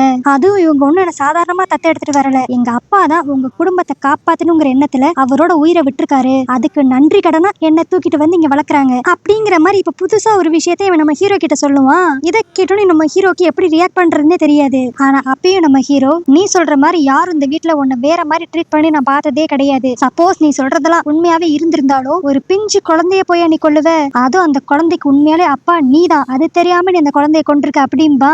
இதை கேட்டோன்னே அந்த ஆன்சானுக்கே ஒரு மாதிரி ஷாக் ஆயிரும். அப்புறம் தான் நம்ம ஹீரோ சொல்லுவான், அன்னைக்கு எல்லாரும் முன்னாடியும் லேனோட மானத்தை காப்பாத்தணுங்கிறதுக்காக தான் அந்த குழந்தைக்கு நான் அப்பான்னு சொன்னேன். ஆனா அப்புறம் தான் எனக்கு ஒரு விஷயமே தெரிய வந்துச்சு, லேனை ரேப் பண்ணவனோட இடுப்புல கிராஸ் மாதிரி ஒரு தழும்பு இருக்கும்ட்டு. நான் கூட அவசரப்பட்டு ஒன்ன சந்தேகப்பட்ட கூடாதுன்னு நினைச்சேன். ஆனா ஒருத்தவனை விட்டு நீ லேனுக்கு ட்ரக்ஸ் கொடுக்க வச்ச பாத்தியா, அவன் என்கிட்ட வசமா மாட்டிக்கிட்டான். அவனை பிடிச்சு அடிச்சு விசாரிச்சதுல தான் தெரிஞ்சிச்சு உண்மையிலே லேனை ரேப் பண்ணது நீ தான் அப்படின்ட்டு. எப்படி அவளுக்கு போய் உன்னால இப்படிப்பட்ட ஒரு துரோகத்தை பண்ண முடிஞ்சிச்சு? அவ உன்னை எவ்வளவு லவ் பண்ணா தெரியுமா? ஒழுங்கு மரியாதையா நடந்த எல்லா உண்மையும் அவகிட்ட சொல்லி மன்னிப்பு கேளு அப்படிங்கிற மாதிரி திட்டிட்டு நம்ம ஹீரோ அங்க இருந்து கிளம்பிடுவான். ஆனா இப்ப அந்த ஆன்சனுக்கு தன்னோட குழந்தைய தான் கொண்டிருக்கோம் அப்படிங்கிற விஷயம் தெரிஞ்சோனையும் லைட்டா உடஞ்சு போயிருவான். அப்ப கரெக்டா அந்த வேலைக்காரியும் வந்து, என்ன எல்லா உண்மையும் இப்படி உன்னோட தம்பிக்கு தெரிஞ்சிருச்சு, அடுத்து என்ன பண்ண போறோம் அப்படிங்கிற மாதிரி கத்திக்கிட்டு இருப்பா. ஆனா இப்ப அந்த ஆன்சான் அவளுக்கு பொலிர்னு ஒரு அறைய விட்டு, நீ தானே சொன்ன அந்த குழந்தை என்னோட தம்பியோடதுன்ட்டு, எவ்வளவு தைரியம் இருந்தா நீ என்னையே ஏமாத்த ட்ரை பண்ணிருப்ப அப்படின்ட்டு அவன் அவளை திட்டிக்கிட்டு இருக்கப்ப நம்ம ஹீரோ கொண்டு வந்த கண்ணை அதே இடத்துல அவன் வச்சுட்டு போயிட்டான் அப்படிங்கிற விஷயத்த அந்த ஆன்சான் நோட் பண்ணுவான். சரி, இந்த கண்ணை வச்சு அந்த வேலைக்காரியை போட்டு தள்ளிடுவான் அப்படின்னு நினைச்சா கொஞ்ச நேரம் கழிச்சு அந்த வேலைக்காரி நம்ம ஹீரோயின் கிட்ட போய் நிப்பா. அப்ப நம்ம ஹீரோயினும், இந்நேரம் நீ என்ன இங்க பண்ணிக்கிட்டு இருக்க? சரி, என்னோட ஹஸ்பண்ட் இன்னுமா வீட்டுக்கு வரல அப்படிங்கிற மாதிரி கேட்டுக்கிட்டு இருப்பா. அப்ப அந்த வேலைக்காரி ஒரு மாதிரி பதட்டமா, இல்ல உங்க ஹஸ்பண்ட் எங்க போயிருக்காருன்னு எனக்கு தெரியாது, கொஞ்ச நேரத்துக்கு முன்னாடி வீட்டுக்கு வந்தாரு, அதுக்கடுத்து வேகமா திரும்பி வெளியே போயிட்டாரு அப்படிங்கிற மாதிரி போய் சொல்லுவா. அதனால நம்ம ஹீரோனுக்கு என்ன பண்றதுன்னு தெரியாம அப்படியே நம்ம ஹீரோக்காக வெயிட் பண்ணிக்கிட்டே இருப்பாளா. அடுத்த நாள் காலையிலேயே விடிஞ்சிரும். ஆனா இன்ன வரைக்கும் நம்ம ஹீரோ வந்திருக்க மாட்டான். இந்த விஷயத்த போய் மாமியார் கிட்ட சொன்னா அவ நம்ம ஹீரோனை தான் பிடிச்சி திட்டுவா. புருஷன் எங்க இருக்கான் எங்க போறான்னு தெரிஞ்சு வச்சுக்கிறது கிடையாதா அப்படிங்கிற மாதிரி. ஆனா அப்ப அந்த இடத்துக்கு ஒரு வேலைக்காரன் வேகமா ஓடி வந்து, ஐயோ மேடம், ஒரு பேட் நியூஸ், உங்களோட 2வது பையனை யாரோ கடத்திட்டாங்க அப்படிங்கிற மாதிரி ஒரு லெட்டர் வந்து கொடுப்பான். அந்த லெட்டரை இப்ப இந்த ஆன்சான் ஓபன் பண்ணி பாப்பான். அதுல பார்த்தா, உன்னோட 2வது பையன் உனக்கு உயிரோட வேணும்னா நான் கேட்கிற காசெல்லாம் எனக்கு நீ ரெடி பண்ணி கொடுக்கணும் அப்படிங்கிற மாதிரி ஏதோ ஒரு கிட்னாப்பர் எழுதின மாதிரி இருக்கும். இது தெரிஞ்சோனையும் நம்ம ஹீரோயினும் சரி அந்த மாமியாரும் சரி ஒரு மாதிரி பதறி போயிருவாங்க. இப்ப எப்படியா நம்ம ஹீரோவை காப்பாத்தணுங்கிறது நம்ம ஹீரோயின் அவளோட ஃபேமிலி சொத்தை கொஞ்சம் வித்து காசு எடுத்துட்டு வருவா. இன்னொரு பக்கம் அந்த மாமியாரும் அவங்க வச்சிருக்க காசு எடுத்துட்டு வந்து எல்லாத்தையும் ஒரு பாக்ஸ்ல போட்டு இப்ப நம்ம ஹீரோயின் கிட்ட கொடுப்பாங்க. என்னன்னா அந்த கிட்னாப்பர் தெளிவா மென்ஷன் பண்ணிருப்பான், இந்த பணத்தை எல்லாத்தையுமே உன்னோட 2வது மருமக தான் கொண்டு வந்து கொடுக்கணும், அப்பதான் உன்னோட பையன் உயிரோட கிடைப்பான் அப்படிங்கிற மாதிரி. சரின்னு சொல்லிட்டு நம்ம ஹீரோயினும் அவங்க சொன்ன இடத்துக்கு இப்ப பணத்தை எடுத்துட்டு போனா அங்க ஓரமா அந்த ரூம்ல இருந்து ஏதோ புகையா வர மாதிரி இருக்கும். என்னன்னு பார்த்தா இப்ப அந்த பில்டிங்கே அப்படியே எரிய ஆரம்பிச்சிரும். அடுத்து கொஞ்ச நேரத்திலேயே நம்ம ஹீரோவோட டெட் பாடிக்கு முன்னாடி உட்காந்து நம்ம ஹீரோயின் அழுதுகிட்டு இருக்க மாதிரி காட்டுவாங்க. என்னன்னா அந்த பணத்தெல்லாம் நம்ம ஹீரோயின் போய் அவங்க சொன்ன இடத்துல வச்சிருந்தாலுமே நம்ம ஹீரோ உயிரோட இருக்க கூடாது அப்படிங்கிற எண்ணத்துல யாரோ அந்த இடத்தையே எரிச்சு விட்டு இருந்திருப்பாங்க. இது தெரிஞ்சோனையும் நம்ம ஹீரோயினா இருக்கட்டும் அந்த மாமியாரா இருக்கட்டும் அப்படி கதறி கதறி அழுதுகிட்டு இருப்பாங்க. ஆனா இப்படி நம்ம ஹீரோனோட ஹஸ்பண்ட் இறந்து போயிட்டான் அப்படின்னு தெரிஞ்சோனையும் அந்த கசின் குவானுக்கு மட்டும் அவ்வளவு சந்தோஷமா இருக்கும். ஒருவேளை இதெல்லாம் இவளோட வேலையா இருக்குமா, இல்லனா அந்த எக்ஸ் ஆன்சானோட வேலையா இருக்குமா அப்படிங்கிற மாதிரி நம்ம டவுட்டா இருக்கும். ஆனா இப்படி தன்னோட பையன் இறந்ததுக்கு காரணம் வேற யாருமே கிடையாது, உன்னோட கெட்ட சகுனம் தான் அதுக்கு காரணம் அப்படிங்கிற மாதிரி அந்த மாமியார்காரி நம்ம ஹீரோனை போட்டு அடிச்சு இந்த வீட்டை விட்டே துரத்தி விட்டுருவா. ஆனா இவ்வளவு அடி வாங்கினக்கு அடுத்தும் நம்ம ஹீரோன் அங்க இருந்து போற மாதிரியே இருக்க மாட்டா. அப்படியே அந்த கதவை போட்டு தட்டிக்கிட்டே இருப்பா. ஏன்னா அவளுக்கு நம்ம ஹீரோ மேல பெருசா லவ் இல்லைனாலுமே அவன் பல தடவை நம்ம ஹீரோயினை ஆபத்துல இருந்து காப்பாத்தி இருப்பான். இதெல்லாம் யோசித்து பார்த்த நம்ம ஹீரோயின் தன்னோட ஹஸ்பண்ட் இப்ப இறந்துட்டாரு, அட்லீஸ்ட் கடைசியா வந்துட்டு அவர் பக்கத்துல இருந்தவர் நான் பார்க்கணும், கதவை திறங்க அப்படிங்கிற மாதிரி தட்டி பாப்பா. ஆனா யாரும் நம்ம ஹீரோனுக்காக வந்து சப்போர்ட்டுக்கு நிக்கவே மாட்டாங்க. அப்ப அந்த எக்ஸ் பாய் ஃப்ரெண்ட் ஹான்சன் தான் நம்ம ஹீரோயின் இப்படி கதறி அழுகிறத பார்த்துட்டு அந்த வீட்டுக்குள்ள கூட்டு வருவான். அதுக்கடுத்து நம்ம ஹீரோயின் நடந்ததே நினைச்சு ஃபீல் பண்ணிக்கிட்டு இருப்பாளா. தன்னோட ஹஸ்பண்ட் சாவுக்கு தான் தான் காரணமாயிட்டோம், கடைசி அவர் இந்த வீட்டை விட்டு போறப்ப என்கிட்ட மிஸ்பிஹேவ் பண்ணது யாரு அப்படின்ட்டு தெரிஞ்சுக்கணும்ட்டு தான் போனாரு, அப்பதான் ஏதோ ஒரு விபரீதம் நடந்திருக்கு அப்படிங்கிற மாதிரி யோசிச்சுக்கிட்டு இருப்பா. அப்பதான் அவளுக்கு இன்னொரு ஒரு விஷயம் ஞாபகம் வரும். கடைசியா அந்த ஜீங்கிற வேலைக்காரிகிட்ட விசாரிச்சப்ப மாஸ்டர் வந்துட்டு கொஞ்ச நேரத்துக்கு முன்னாடி திரும்பி வெளியே போயிட்டாரு அப்படிங்கிற மாதிரிலாம் சொன்னா. அப்பனா என்னோட ஹஸ்பண்ட் எதுக்கு வீட்டுக்கு வந்தாரு, எதுக்கு திரும்பி வெளியே போனாரு, இதை பத்தி நான் அந்த வேலைக்காரி கிட்ட கேட்டாகணும் அப்படிங்கிற மாதிரி ஒரு பக்கம் நம்ம ஹீரோயின் யோசிச்சுக்கிட்டு இருப்பா. இன்னொரு பக்கம் அந்த வேலைக்காரியை தான் காட்டுவாங்க. அவ இப்ப ஆன்சான் கூட சேர்ந்து ஏதோ பேசிக்கிட்டு இருப்பா. என்னன்னு பார்த்தா கடைசியா நம்ம ஹீரோ இவங்களை பார்க்க வரப்ப ஒரு கன் கொண்டு வந்திருப்பான்ல, அந்த கன்னை இந்த வேலைக்காரி தான் கடல்ல தூக்கி போட்டிருப்பா போல. சோ இந்த மாதிரி எந்த ஒரு எவிடன்ஸும் இல்லாம எல்லா தடயத்தையும் அழிச்சிட்டோம் அப்படிங்கிற மாதிரி இவங்க பேசிக்கிட்டு இருப்பாங்க. சோ நம்ம ஹீரோவோட சாவுக்கும் இவங்களுக்கும் ஏதோ ஒரு விதத்துல சம்பந்தம் இருக்கு. அதுக்கடுத்து அந்த ஆன்சானிக்கு அப்படியே அந்த வேலைக்காரி கிட்ட ஒரு கத்தியை கொடுத்து, இந்த இடுப்புல இருக்கிற தழும்பு தெரியாத அளவுக்கு அதுக்கு மேல பெரிய கீரலா போட்டு விட்டுரு அப்படிங்கிற மாதிரி கத்தியை கொடுப்பான். ஏன்னா அவனுக்கு இப்ப தெரிஞ்சிருச்சு ஹீரோயின் கிட்ட மிஸ்பிஹேவ் பண்ண ஆளுக்கு இடுப்புல ஒரு தழும்பு இருக்கும் அப்படிங்கிற விஷயம் ஹீரோனுக்கு தெரியும்ட்டு. சோ இந்த தழும்பு அவ பார்த்தா பெரிய பிரச்சனை ஆயிரும் அப்படிங்கிறதுக்காக தான் இப்படி பண்ணிக்கிட்டு இருக்கான். ஆனா இந்த கத்தியை வாங்கின வேலைக்காரி அப்படியே சிரிச்சுக்கிட்டே, பரவாயில்ல எல்லாமே இப்ப நம்மளுக்கு சாதகமா நடக்குது, உன் தம்பி அப்படியே செத்து போயிட்டான், அது மட்டும் இல்லாம அவனை கடத்திருக்கோம் அப்படிங்கிற விஷயம் தெரிஞ்சோனையும் நம்ம கிட்டே வந்து பல லட்சத்தை கொடுத்துட்டு போயிருக்காங்க அப்படிங்கிற மாதிரி பேசி சிரிச்சுக்கிட்டு இருப்பாங்க. என்னன்னு பார்த்தா நம்ம சந்தேகப்பட்டது கரெக்ட் தான், இந்த ஆன்சான் இந்த வேலைக்காரியும் சேர்ந்துதான் நம்ம ஹீரோவை கடத்தி கொண்டிருக்காங்க. ஆனா இதை பத்தி இவங்க பேசிக்கிட்டு இருக்கப்பயே கரெக்டா நம்ம ஹீரோன் இந்த ரூம்குள்ள வந்துருவா. என்னன்னா இது இந்த வேலைக்காரியோட ரூம் போல. கடைசியா ஹீரோ எதுக்காக வீட்டுக்கு வந்தா அப்படிங்கறது கேட்டு தெரிஞ்சுக்கணுங்கிறதுக்காக இவங்க வந்திருப்பா. இவளை பார்த்தனையும் அந்த வேலைக்காரி டக்குன்னு அந்த கத்தியை மறைச்சு வச்சிருவா. ஆனா இவங்க ரெண்டு பேர்த்தையும் இந்த கோலத்துல பார்த்தனையும் நம்ம ஹீரோயின் இவங்களுக்குள்ள ஏதோ ஒரு அஃபேர் இருக்கு அப்படிங்கிற மாதிரி புரிஞ்சுக்குவா. ஆனா அப்பயும் அந்த ஆன்சான் தான் தப்பிக்கணுங்கிறதுக்காக, ஐயோ என் மேல எந்த தப்பும் இல்ல, இந்த வேலைக்காரி தான் என்ன ஏதோ மாதிரி வசியம் பண்ணிட்டா அப்படிங்கிற மாதிரி மொத்த பழியையும் தூக்கி வேலைக்காரி மேல போட்டு விட்டுருவான். ஆனா அவளும் எப்படியா ஆன்சான் மாட்டிக்க கூடாதுங்கிறதுக்காக, ஆமா மாஸ்டர் மேல எந்த தப்பும் இல்ல, நான் தான் புத்தி கெட்டு போய் ஏதோ பண்ணிட்டேன் அப்படிங்கிற மாதிரி போய் சொல்லுவா. ஆனா நம்ம ஹீரோயின் இது எதையுமே பெருசா எடுத்துக்காம, நீங்க என்னத்தையோ பண்ணுங்க, அதுக்கு எனக்கு எந்த சம்மதமும் இல்ல அப்படிங்கிற மாதிரி கிளம்ப பாப்பாளா. ஆனா அப்ப அந்த ஆன்சான் டக்குன்னு நம்ம ஹீரோனை ஹக் பண்ணிட்டு, ஐயோ என்ன மட்டும் தப்பா நினைச்சுக்காத, என் மனசுல எப்பயுமே நீ மட்டும் தான் இருக்க, இப்ப கூட நீ ஊன்னு சொல்லு, நான் உன கல்யாணம் பண்ணிக்கிறேன் அப்படிங்கிற மாதிரிலாம் கேட்பான். ஆனா நம்ம ஹீரோனுக்கு சுத்தமா பிடிக்காது. அவ அப்படியே அவனோட கையை உதறி விட்டுட்டு, உன் தம்பி உயிரோட இல்லைனாலுமே நான் உன்னோட தம்பியோட ஒய்ஃப் தான் அப்படிங்கிற மாதிரி அங்க இருந்து கிளம்பிடுவா. அதுக்கடுத்து அப்படியே கொஞ்ச நேரம் கழிச்சு இந்த வீட்டுக்குள்ள யாரோ திருட்டுத்தரமா வர மாதிரி காட்டுவாங்க. அந்த திருடை இப்ப அப்படியே இந்த ஆன்சான் எவ்வளவு பெரிய ஃப்ராடா இருக்கான், அவன் தம்பியை கிட்னாப் பண்ணி வாங்கின காசு எல்லாத்தையும் அவனே வச்சுக்கிட்டான், நான் அவனுக்காக எவ்வளவு ஹெல்ப் பண்ணிருக்கேன், அதுல இன்னைக்கு பாதியவா நாட்டைய போடணும் அப்படிங்கிற மாதிரி அங்க இருக்கிற ஒரு ரூம் குள்ள போவானா. அது பார்த்தா நம்ம ஹீரோனோட ரூமா இருக்கும். அவ இப்ப இந்த திருட்டு பையனை பார்த்தனையும் அவன் கூட சண்டை போட்டு ட்ரை பண்ணுவா. இந்த சத்தம் கேட்டு அந்த ஆன்சான் இந்த இடத்துக்கு வந்துருவான். அவன் இப்ப யாரோ ஒரு ஆள் உள்ள வந்திருக்காங்கன்னு தெரிஞ்சனையும் அவன் கூட சண்டை போட்டுக்கிட்டு இருப்பானா. அப்ப தெரியாதரமா அந்த ஆன்சான் தவறி விழுந்து கீழே கிடக்கிற ஒரு ஷார்ப்பான பொருள்ல அப்படியே போய் அவன் முதுகு குத்திரும். இதனால அவனுக்கு லைட்டா அடிபட்டுரும். இன்னொரு பக்கம் அந்த ஆன்சான் தள்ளி விட்டனால அந்த திருடனுமே கீழே விழுந்துதான் கிடப்பானா. அப்ப நம்ம ஹீரோயின் ஆன்சானுக்கு என்னாச்சோ அப்படிங்கிற மாதிரி சொல்லிட்டு அவன் பக்கத்துல போய் பார்க்க போவா. அப்ப பார்த்தா அவன் முதுகுல இருந்து ரத்தமா வந்துகிட்டு இருக்கும். சரி ஏதோ பெரிய அடிபட்டிருக்குமோ அப்படின்ட்டு லைட்டா அவனும் ட்ரெஸ் தூக்கி பாக்குறப்ப அந்த தழும்பு அவளுக்கு லைட்டா தெரிஞ்சிரும். இது அதே தழும்பு மாதிரி இருக்கே அப்படின்ட்டு நம்ம ஹீரோயின் யோசிக்கிறதுக்குள்ள அந்த ஆன்சான் டக்குன்னு அவனோட ட்ரெஸ் எல்லாம் அட்ஜஸ்ட் பண்ணிக்குவான். அப்பன்னு காத்து கரெக்டா அந்த வீட்டுல இருக்க மித்தவங்களும் வந்துருவாங்களா. சோ அந்த ஆன்சான் டக்குன்னு எந்திரிச்சு இந்த வீட்டுக்குள்ள வந்த திருட யாருன்னு சொல்லி பாக்குறதுக்காக போவான். அவன் ஃபேஸ பார்த்தோன்னே தான் இந்த ஆன்சானுக்கு செம ஷாக்கிங்கா இருக்கும். ஏன்னா இவனை வச்சுதானே நம்ம ஹீரோவை கடத்தி இருக்கான். அதனால எங்க தான் மாட்டிக்க போறோமோன்ட்டு டக்குன்னு அங்க இருக்கிற வேலைக்காரங்க கிட்ட இவனை வெளியே எடுத்துட்டு போங்க அப்படிங்கிற மாதிரி ஆர்டர் கொடுத்துருவான். ஆனா இப்பதான் நம்ம ஹீரோயின் அந்த திருடனோட ஃபேஸையே பார்த்திருப்பா. இந்த ஃபேஸ பார்த்தோன்னே அவளுக்கு ஏதோ ஒன்று ஸ்ட்ரைக் ஆகும். என்னன்னா ஒரு மாசத்துக்கு முன்னாடி இவளை யாரோ ட்ரக் பண்ணி ரோட்ல தரன்னு இழுத்துட்டு போயிருப்பாங்க. அப்ப நம்ம ஹீரோ வந்து காப்பாத்திருப்பான்ல, அந்த டைம் இவளுக்கு ட்ரக்ஸ் கொடுத்தது இந்த ஆளா தான் இருப்பான். இது நம்ம ஹீரோனுக்கு இப்ப ஞாபகம் வந்துரும். அதனால இப்ப அந்த திருடனை கட்டி போட்டு வச்சிருக்க இடத்துக்கு போய், டே நீ தானடா என்னோட வாழ்க்கையவே சீரழிச்சு அப்படின்ட்டு அவனை கத்தி எடுத்து குத்தலான்ட்டு போவா. ஏன்னா நம்ம ஹீரோன் நினைச்சுக்குவா இவன் தான் தான்கிட்ட மிஸ்பிஹேவ் பண்ணிருக்கான் அப்படின்ட்டு. ஆனா இப்ப எங்க நம்ம செத்துருவோமோ அப்படிங்கிற பயத்துல அந்த ஆளு, நான் உன்னை வெறும் கடத்த தான் ட்ரை பண்ணேன், உன்கிட்ட மிஸ்பிஹேவ் பண்ணது நான் கிடையாது, இந்த வீட்டோட மாஸ்டர் ஆன்சான் தான் அப்படிங்கிற மாதிரி எல்லா உண்மையும் சொல்லிடுவான். ஆனா எடுத்தவரையும் நம்ம ஹீரோன் இதை நம்ப மாட்டான். ஆனா அப்புறம் தான் அந்த ஆளு அவனோட எல்லா பிளானையும் தெளிவா சொல்லுவான். இந்த மாதிரி ஆன்சானுக்கு உன்னையும் கல்யாணம் பண்ணிக்கணும், உன்னோட கசின் குவானியும் கல்யாணம் பண்ணிக்கணுங்கிற எண்ணம். அதனாலதான் இப்படிப்பட்ட ஒரு பிளானை போட்டு உங்க ரெண்டு பேத்தையும் கல்யாணம் பண்ணணும்னு அவன் நினைச்சான். ஏன்னா உன்னை யாரும் ரேப் பண்ணிட்டு விட்டாங்க அப்படிங்கிற விஷயம் வெளியே தெரிஞ்சுன்னா உன்னை யாரும் கல்யாணம் பண்ணிக்க மாட்டாங்க. அந்த டைம் அவன் உன்னை கல்யாணம் பண்ணிப்பான்ல, அதுதான் அவனோட பிளான் அப்படிங்கிற மாதிரி எல்லா விஷயத்தையும் சொல்லிடுவான். இதை கேட்டோன்னே நம்ம ஹீரோனுக்கு அப்படியே தலையே சுத்துற மாதிரி ஆயிரும். அது மட்டும் இல்லாம கொஞ்ச நேரத்துக்கு முன்னாடி தான் அந்த ஆன்சானோட இடுப்பு கிட்ட கரெக்டா அந்த தழும்பி அவ பாத்துருப்பாளா, அதனால இப்ப கன்ஃபார்மே பண்ணிருவா எல்லாத்துக்கும் காரணம் ஆன்சான் தான் அப்படின்ட்டு. என்னதான் இப்படி ஒரு சம்பவம் நடந்திருந்தாலும் அதுக்கு இந்த திருடனும் தானே காரணம். அதனால திரும்பி இவனை கத்திய வச்சு குத்திரலான்னு நம்ம ஹீரோயின் நினைப்பா. ஆனா அப்ப அந்த ஆளு வெயிட் பண்ணு, இது மட்டும் ஆன்சானை பத்தின உண்மை கிடையாது. அன்னைக்கு நான் உன்னை ரோட்ல இழுத்துட்டு போறப்ப ஒருத்தன் வந்து உன்னை காப்பாத்தினான்ல, அவனை கூட நாங்க 2 நாள் முன்னாடி இப்ப கடத்தி வச்சு கடைசியா கொன்னுட்டோம். இப்பதான் எனக்கு தெரிஞ்சிச்சு அந்த ஆள் உன்னோட ஹஸ்பண்ட் அப்படிங்கிற மாதிரி இந்த விஷயத்த பத்தியும் அந்த ஆள் நம்ம ஹீரோயின் கிட்ட சொல்லிடுவான். இது தெரிஞ்சதையும் நம்ம ஹீரோயின் அப்படியே மொத்தமா உடஞ்சு போயிருவா. அப்பன்னு பார்த்த அந்த ஆன்சான் ஒரு கத்தி எடுத்துட்டு இந்த திருடனை கொல்றதுக்காக உள்ள வருவான். ஏன்னா அவன் மாட்டிக்க கூடாதுங்கிற.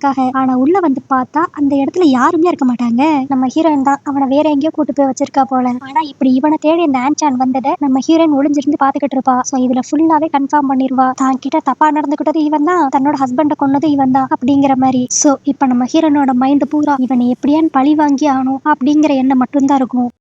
அதனால அப்படியே அடுத்த நாள்லயே அவளோட பிளானை எக்ஸிக்யூட் பண்ண ஆரம்பிச்சிருவா. இப்ப அப்படியே ஒரு மாதிரி சோகமா உட்காந்துக்கிட்டு அந்த வீட்டை விட்டு கிளம்பலான்னு ஐடியால இருக்கேன். ஏன்னா எப்படியும் என்னோட ஹஸ்பண்ட் இறந்து போனனால உன்னோட அம்மா என்னை இங்க இருக்க விட மாட்டாங்க, நான் கிளம்புறேன் அப்படிங்கிற மாதிரிலாம் சொல்லிக்கிட்டு இருப்பா. ஆனா அதுக்கு உடனே அந்த ஆன்சான் நீ எதுக்கு இங்க இருந்து போகணும், உன்னை பாத்துக்கிறதுக்கு தான் நான் இருக்கேன்ல அப்படிங்கிற மாதிரிலாம் ஸ்வீட்டாலாம் நம்ம ஹீரோயின் கிட்ட பேச ட்ரை பண்ணுவான். ஆனா நம்ம ஹீரோயின் கட் அண்ட் ரைட்டா சொல்லிடுவா, இல்ல என்னோட அப்பாவுக்கும் உடம்பு சரியில்லை, நான் போனாதான் எங்களோட பிசினஸை பாத்துக்க முடியும், அதனால நான் கிளம்புறேன் அப்படிங்கிற மாதிரி சொல்லிடுவா. ஆனா இதை அந்த ஆன்சானால அக்செப்ட் பண்ணிக்கவே முடியாது. ஏன்னா நம்ம ஹீரோயின் மட்டும் இப்ப இந்த வீட்டை விட்டு போயிட்டானா அவளோட சொத்து இவனுக்கு கிடைக்காது. பிளஸ் இவனுக்கு வந்து நம்ம ஹீரோயின் மாதிரி ஒரு இன்ட்ரெஸ்ட் இருக்கு, அதனால இவன் கூடயே வச்சுக்கணும்னு ஆசைப்படுவான். இதை பத்திலாம் அந்த வேலைக்காரி கிட்ட அப்படியே டிஸ்கஸ் பண்ணிக்கிட்டு இருப்பானா. ஆனா அந்த வேலைக்காரி கொஞ்சம் பொறாம பிடிச்சவளா இருப்பா போல. அவ உடனே நீ எதுக்கு லேண்ட்காக இவ்வளவு யோசிக்கிற, அவ கிட்ட ஒன்னும் அந்த அளவுக்கு பெருசா சொத்து இருக்கிற மாதிரி தெரியல, அவ போனா போகட்டும் அப்படிங்கிற மாதிரி ஏத்தி விடுவா. ஆனாலும் இந்த ஆன்சன் ரொம்ப தெளிவா இருப்பான். இல்ல குவான் கிட்ட இருக்கிற சொத்தை விட லேண்ட் கிட்ட இருக்கிற சொத்து தான் அதிகம், அதனால நான் எப்படியா நம்மள கல்யாணம் பண்ணி ஆகணும் அப்படிங்கிற மாதிரி அவன் ஒரு முடிவோட இருப்பான். அதனால நம்ம ஹீரோயினை போய் அப்படி கன்வின்ஸ் பண்ண ட்ரை பண்ணுவான். இங்க பாரு, நீ இந்த வீட்டை விட்டு எங்கேயும் போகாத,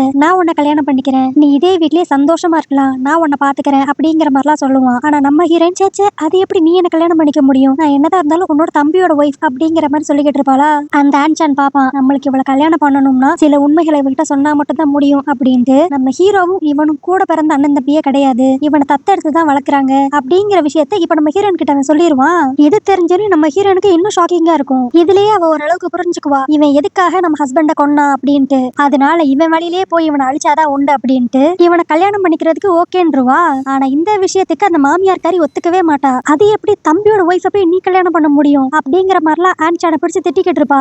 ஆனா அந்த ஆன்சான் யார் பேச்சையும் கேட்கற மாதிரியே இருக்க மாட்டான். எனக்கு ஊர் என்ன பேசும் அப்படிங்கறத பத்திலாம் கவலையே கிடையாது, நான் இவளை விரும்புறேன், அதனால அவளை கல்யாணம் பண்ணிக்க போறேன் அப்படின்றுவான். அதுக்கடுத்து அந்த மாமியாரும் அவளோட வேலைக்காரியும் தான் தனியா உட்காந்து பேசிக்கிட்டு இருப்பாங்க. அப்ப இந்த மாதிரி இந்த ஆன்சான் தத்தெடுத்து வளர்க்கப்பட்ட பையன் அப்படிங்கிற விஷயம் அந்த வேலைக்காரிக்கும் தெரியும் போல. அவ அந்த மாமியார் கிட்ட இத்தனை நாள் வரைக்கும் உங்க பையன் உங்க பேச்சை கேட்டு ஒழுங்காதான் இருந்தான், இப்போ கொஞ்ச நாளா தான் அவனுக்கு என்ன ஆச்சுன்னு தெரியல வேற மாதிரி நடந்துகிட்டு இருக்கான். அது மட்டும் இல்லாம இப்போ உங்க குடும்பத்துக்கு இருக்க ஒரே வாரிசு இந்த ஆன்சான் மட்டும் தான், பேசாம அவன் சொல்ற மாதிரி அந்த லேனை அவனுக்கே கல்யாணம் பண்ணி வச்சிருங்க, அப்பனாதான் இனியாண்டு இந்த குடும்பத்துல பிரச்சனை இல்லாம இருக்கும் அப்படிங்கிற மாதிரி அந்த வேலைக்காரி அட்வைஸ் பண்ணிக்கிட்டு இருப்பா. அதனால அந்த மாமியார் காரிக்கும் வேற வழியே இருக்காது, சரின்னு சொல்லிட்டு லேனுக்கும் ஆன்சானுக்கும் கல்யாணத்துக்கு ஓகேன்றுவா. இப்ப கல்யாணமும் நடந்துருமா. அன்னைக்கு நைட்டு தான் காட்டுவாங்க. இந்த ஆன்சான் எப்பன்ட்டு காத்துக்கிட்டே இருந்திருப்பான் போல. டைம் வேஸ்ட் பண்ணாம ஸ்ட்ரைட்டா அப்படியே ரொமான்டிக் மூடுக்கு போயிருவான். நம்ம ஹீரோனுக்கு ஒரு மாதிரி பதட்டமா இருக்கும், இதை எப்படிடா ஸ்டாப் பண்ணலாம் அப்படின்ட்டு. நல்ல வேலையா அப்பன்னு பார்த்து திடீர்னு ஒரு வேலைக்காரன் வந்து மாஸ்டர் ஆன்சான் திடீர்னு அந்த வேலைக்காரி ஜீக்கு என்னாச்சுன்னு தெரியல ஒரு மாதிரி பனாத்திக்கிட்டு இருக்கா, அவளுக்கு ஏதோ உடம்பு சரியில்லை போல,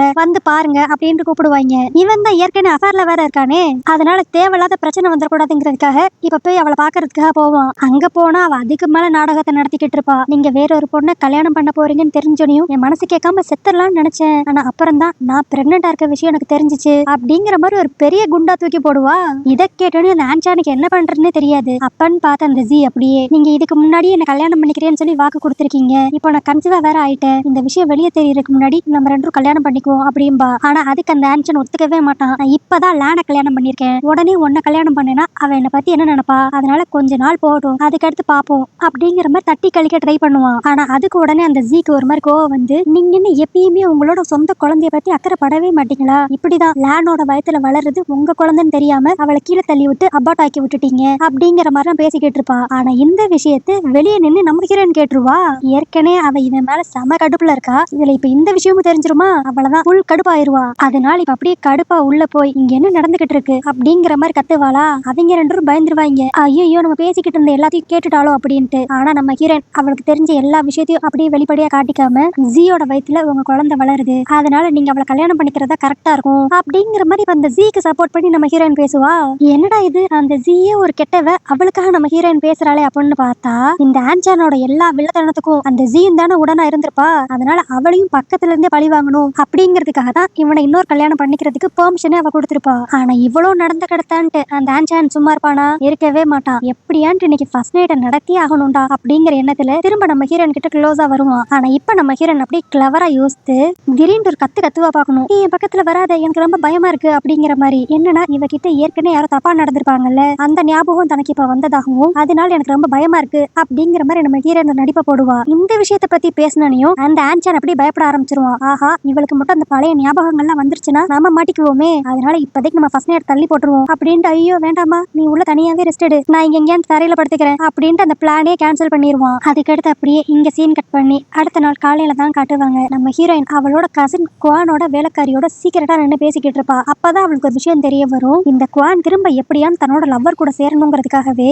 பல வழிகள்ல முயற்சி பண்ணிக்கிட்டு இருப்பா போல. அதுக்கு தடையா என்னைக்குமே இந்த ஆன்சானும் அவனுக்கும் இவளுக்கும் பிறக்கிற குழந்தை வந்துடக்கூடாதுங்கிறதுக்காக இந்த ஆன்சானுக்கு அவனுக்கே தெரியாம பர்த் கண்ட்ரோல் பில்ஸ் கொடுத்துக்கிட்டு இருப்பா. இந்த விஷயம் இப்ப அந்த வேலைக்காரி மூலியமா நம்ம ஹீரோனுக்கு தெரிஞ்சிருமா? சோ அப்படி பார்த்தா அந்த வேலைக்காரி ஜி வயித்துல வளர்ற குழந்தை அந்த ஆன்சானோட தான் இருக்கிறதுக்கு வாய்ப்பே இல்ல அப்படிங்கிற மாதிரி நம்ம ஹீரோயின் முடிவு பண்ணிடுவா. இன்னொரு பக்கம் இந்த ஜி கன்சீவா இருக்கா அப்படிங்கிற விஷயம் தெரிஞ்ச உடனே அந்த குவான் அவளை போய் பாக்குறதுக்காக போவா. இப்பதான் அந்த ஆன்சான் இந்த வேலைக்காரியும் சேர்த்தே கல்யாணம் பண்ணிக்கிட்டான்ல, அதனால அந்த குவானுக்கு லைட்டா கடுப்பு இருக்கும். பட் இருந்தாலும் ஃபர்ஸ்ட் இப்ப நம்ம ஹீரோயினை தான் பழி வாங்கணும் அப்படிங்கிறதுக்காக இந்த ஜியோட கூட்டு சேரலான்னு அவன் நினைப்பா. ஆனா இத்தனை நாள் வேலைக்காரியா இருந்தவ இப்ப மாஸ்டரோட இன்னொரு ஒய்ஃபா மாறினால ரொம்ப திமிர்த்தனம் காட்டுவா. நான் இதுக்கு உன் கூட எல்லாம் சேர்ந்து பிளான் போடணும், இந்த குடும்பத்தோட வாரிசு இப்ப ஏன் வயிற்றுலதான் வளருது. சோ நான் நினைச்சா அந்த லேனையும் சரி உன்னையும் சரி ஈஸியா அந்த வீட்டை விட்டு துரத்திடலாம் அப்படிங்கிற மாதிரி ரொம்ப திமிரா பேசுவாளா. ஆனா அதுக்கு அந்த குவான் அப்படியே நக்கலா சிரிச்சுக்கிட்டு உன் வயித்துல வளர்ற குழந்தை கண்டிப்பா ஆன்சானோட தான் இருக்காதுன்னு எனக்கு நல்லாவே தெரியும் அப்படின்பா. ஏன்னா இவ தான் அவனுக்கு பர்த் கண்ட்ரோல் பில்ஸ் கொடுத்து வச்சிருக்காளே, அப்படி இருக்கிறப்ப அவன் குழந்தை எப்படி இவ வயிற்றுக்குள்ள இருக்கும்? சோ அதை வச்சுதான் இவ இதை சொல்லுவா. இதை கேட்டுன்னு அந்த ஜி ஒரு மாதிரி பயந்து போய் நீ என்ன சொல்றியோ அதே தான் நான் செஞ்சிடறேன் அப்படின்பா. அடுத்த சீன்லயே பார்த்தா இந்த ஜி வயிறு வலிக்குது அப்படிங்கிற மாதிரி படுத்திருப்பா.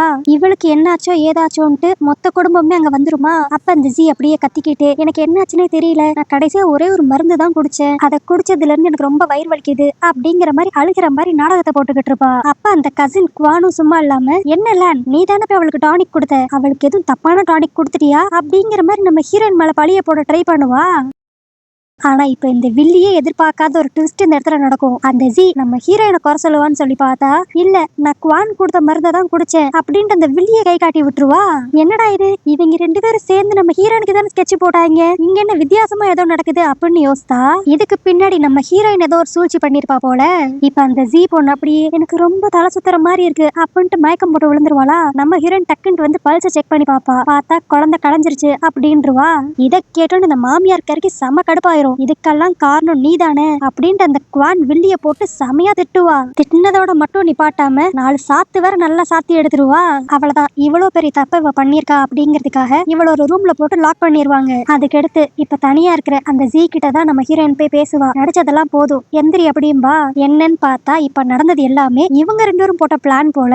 ஆக்சுவலி என்ன இருக்கும்னா அந்த குவான் என்ன நினைச்சிருப்பா, இந்த ஜியோட வயித்துல வளர்றது வேற யார் குழந்தையோ அப்படிங்கிற மாதிரி நினைச்சிருப்பா. ஆனா அதுதான் உண்மை கிடையாது. இந்த ஜி பிரெக்னன்ட்டாவே இருந்திருக்க மாட்டா. இந்த விஷயத்தை நம்ம ஹீரோயின் ஆரம்பத்திலே கண்டுபிடிச்சிருப்பா. அது மட்டும் இல்லாம இவங்க ரெண்டு பேரும் சேர்ந்து தனக்கு எதிராக ஒரு பிளான போட போறாங்கன்னு தெரிஞ்ச நம்ம ஹீரோயின் இந்த ஜி கிட்ட போய் ஸ்ட்ரைட்டா நீ மட்டும் எனக்கு அகேன்ஸ்டா ஏதாவது பண்ணேனா நீ கன்சீவாவே இல்ல அப்படிங்கிற விஷயத்த நான் எல்லாரும் முன்னாடி சொல்லிடுவேன் அப்படின்ட்டு மிரட்டி இருப்பா. அதனாலதான் வேற வழியே இல்லாம இந்த ஜி நம்ம ஹீரோயினுக்கு ஹெல்ப் பண்ணிருப்பா.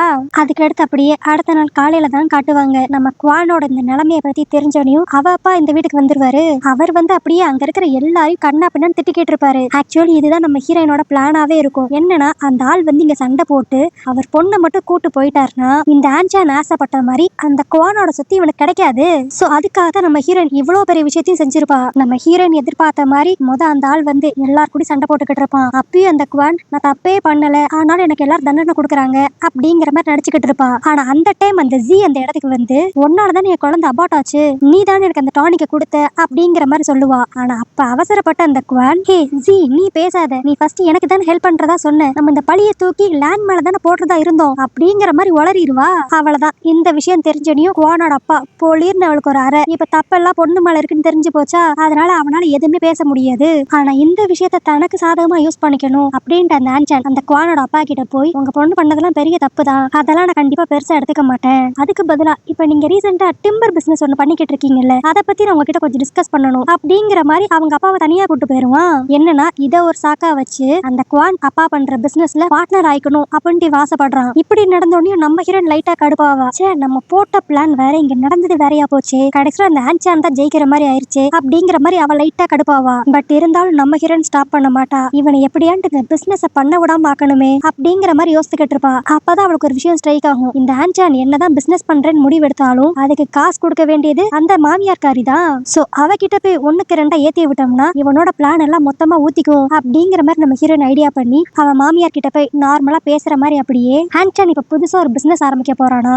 அந்த பிசினஸ்க்கு ஃபுல்லா ஹெல்ப் பண்ண போறது குவானோட அப்பா தான். சோ அப்படி பார்த்தா அவரோட உதவியில தான் நம்மளுக்கு இனிமேல் எல்லாமே நடக்க போகுது அப்படிங்கிற மாதிரிலாம் கொஞ்சம் ஈகோவை ட்ரிகர் பண்ணி விடுற மாதிரி பேசுவாளா. இதை கேட்டு அந்த மாமியாருக்கு ஒரு மாதிரி டென்ஷன் ஆயிரும். என்னது அவன் புதுசா டிம்பர் பிசினஸ் ஆரம்பிக்க போறானா, அதனாலதான் அக்கௌண்ட் இருக்க காசெல்லாம் கொஞ்சம் கொஞ்சமா குறைஞ்சுக்கிட்டே வருதா. அது மட்டும் இல்லாம அந்த குவான் ஃபேமிலி சப்போர்ட் நம்பிதான் நம்ம இருக்கணுமா, நம்ம என்ன அவங்களோட அந்த அளவுக்கு குறைஞ்சா போயிட்டோம் அப்படிங்கிற மாதிரி இப்ப அந்த மாமியார்காரி செமையா கடுப்பாவா.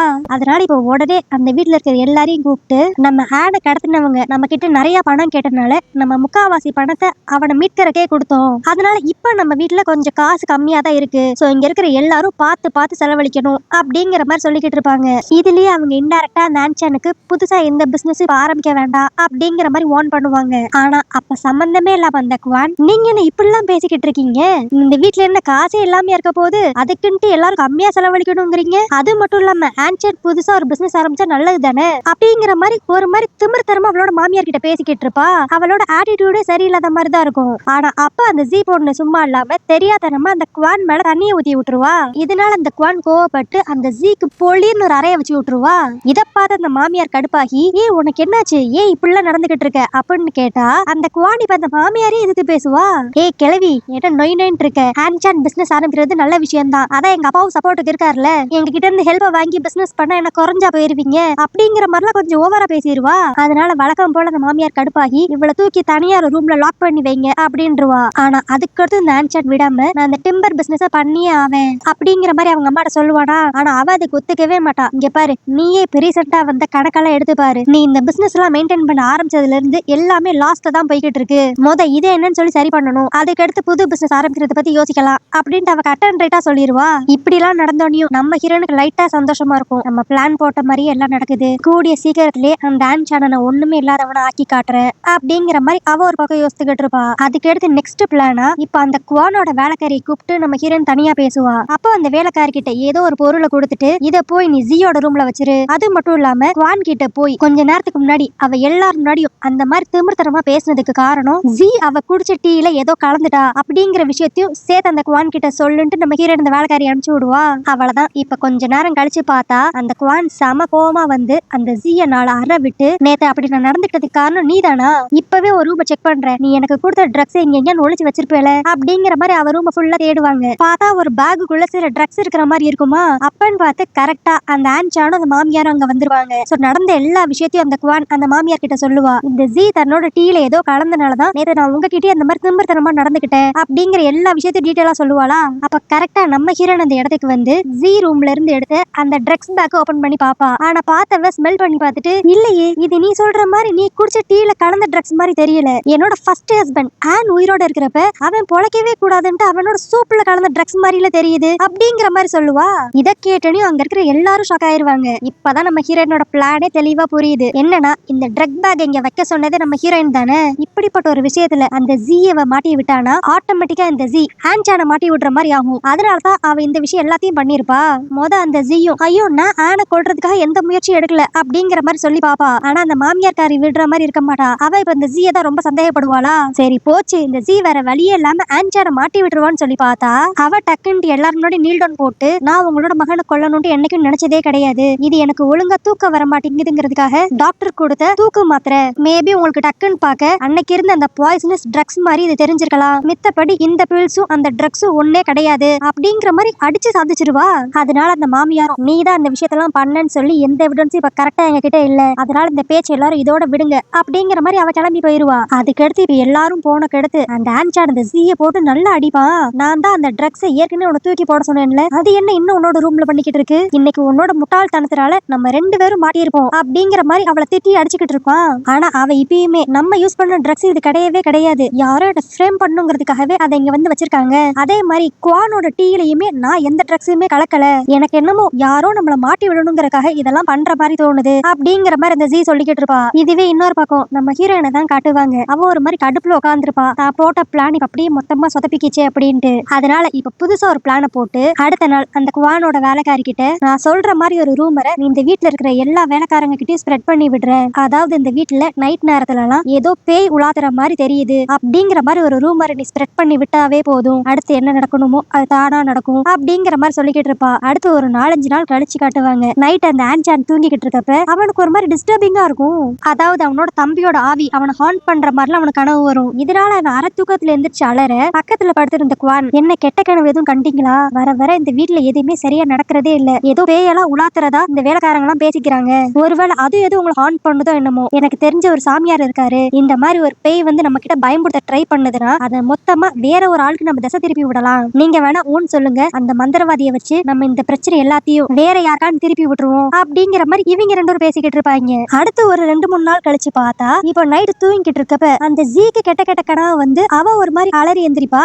இத பார்த்த அவளோட வேலைக்காரி இப்படிதான் 2 நாளுக்கு முன்னாடி மாஸ்டர் ஆன்சானுக்கும் கெட்ட கெட்ட கனவா வந்துச்சு, ஆனா அப்படி அந்த கனவு வரக்கூடாதுங்கிறதுக்காக அந்த கெட்ட கனவு எல்லாத்தையுமே அவங்க வேற யாருக்கும் மாத்தி விட்டதான் நான் கேள்விப்பட்டேன், ஒருவேளை அவர் தப்பிக்கணுங்கிறதுக்காக உங்களுக்கு அந்த கெட்ட கனவு எல்லாம் வர மாதிரி மந்திரத்தை மூலமா பண்ணிருப்பாங்களோ அப்படிங்கிற மாதிரி இந்த வேலைக்காரி இங்க வந்து சொல்லுவா. இது தெரிஞ்சோன்னு அந்த ஜீ செமையா டென்ஷன் ஆயிருவா. அடப்பாவே நான் உனக்காக ஒவ்வொரு விஷயத்தையும் பார்த்து பண்ணா நீ எனக்கே ஆப்படிக்க ட்ரை பண்றியா அப்படின்ட்டு அடுத்த நாள் யாருக்குமே தெரியாம அவங்க வீட்டுக்கிட்ட இருக்கிற ஒரு குளத்துக்கு போவா.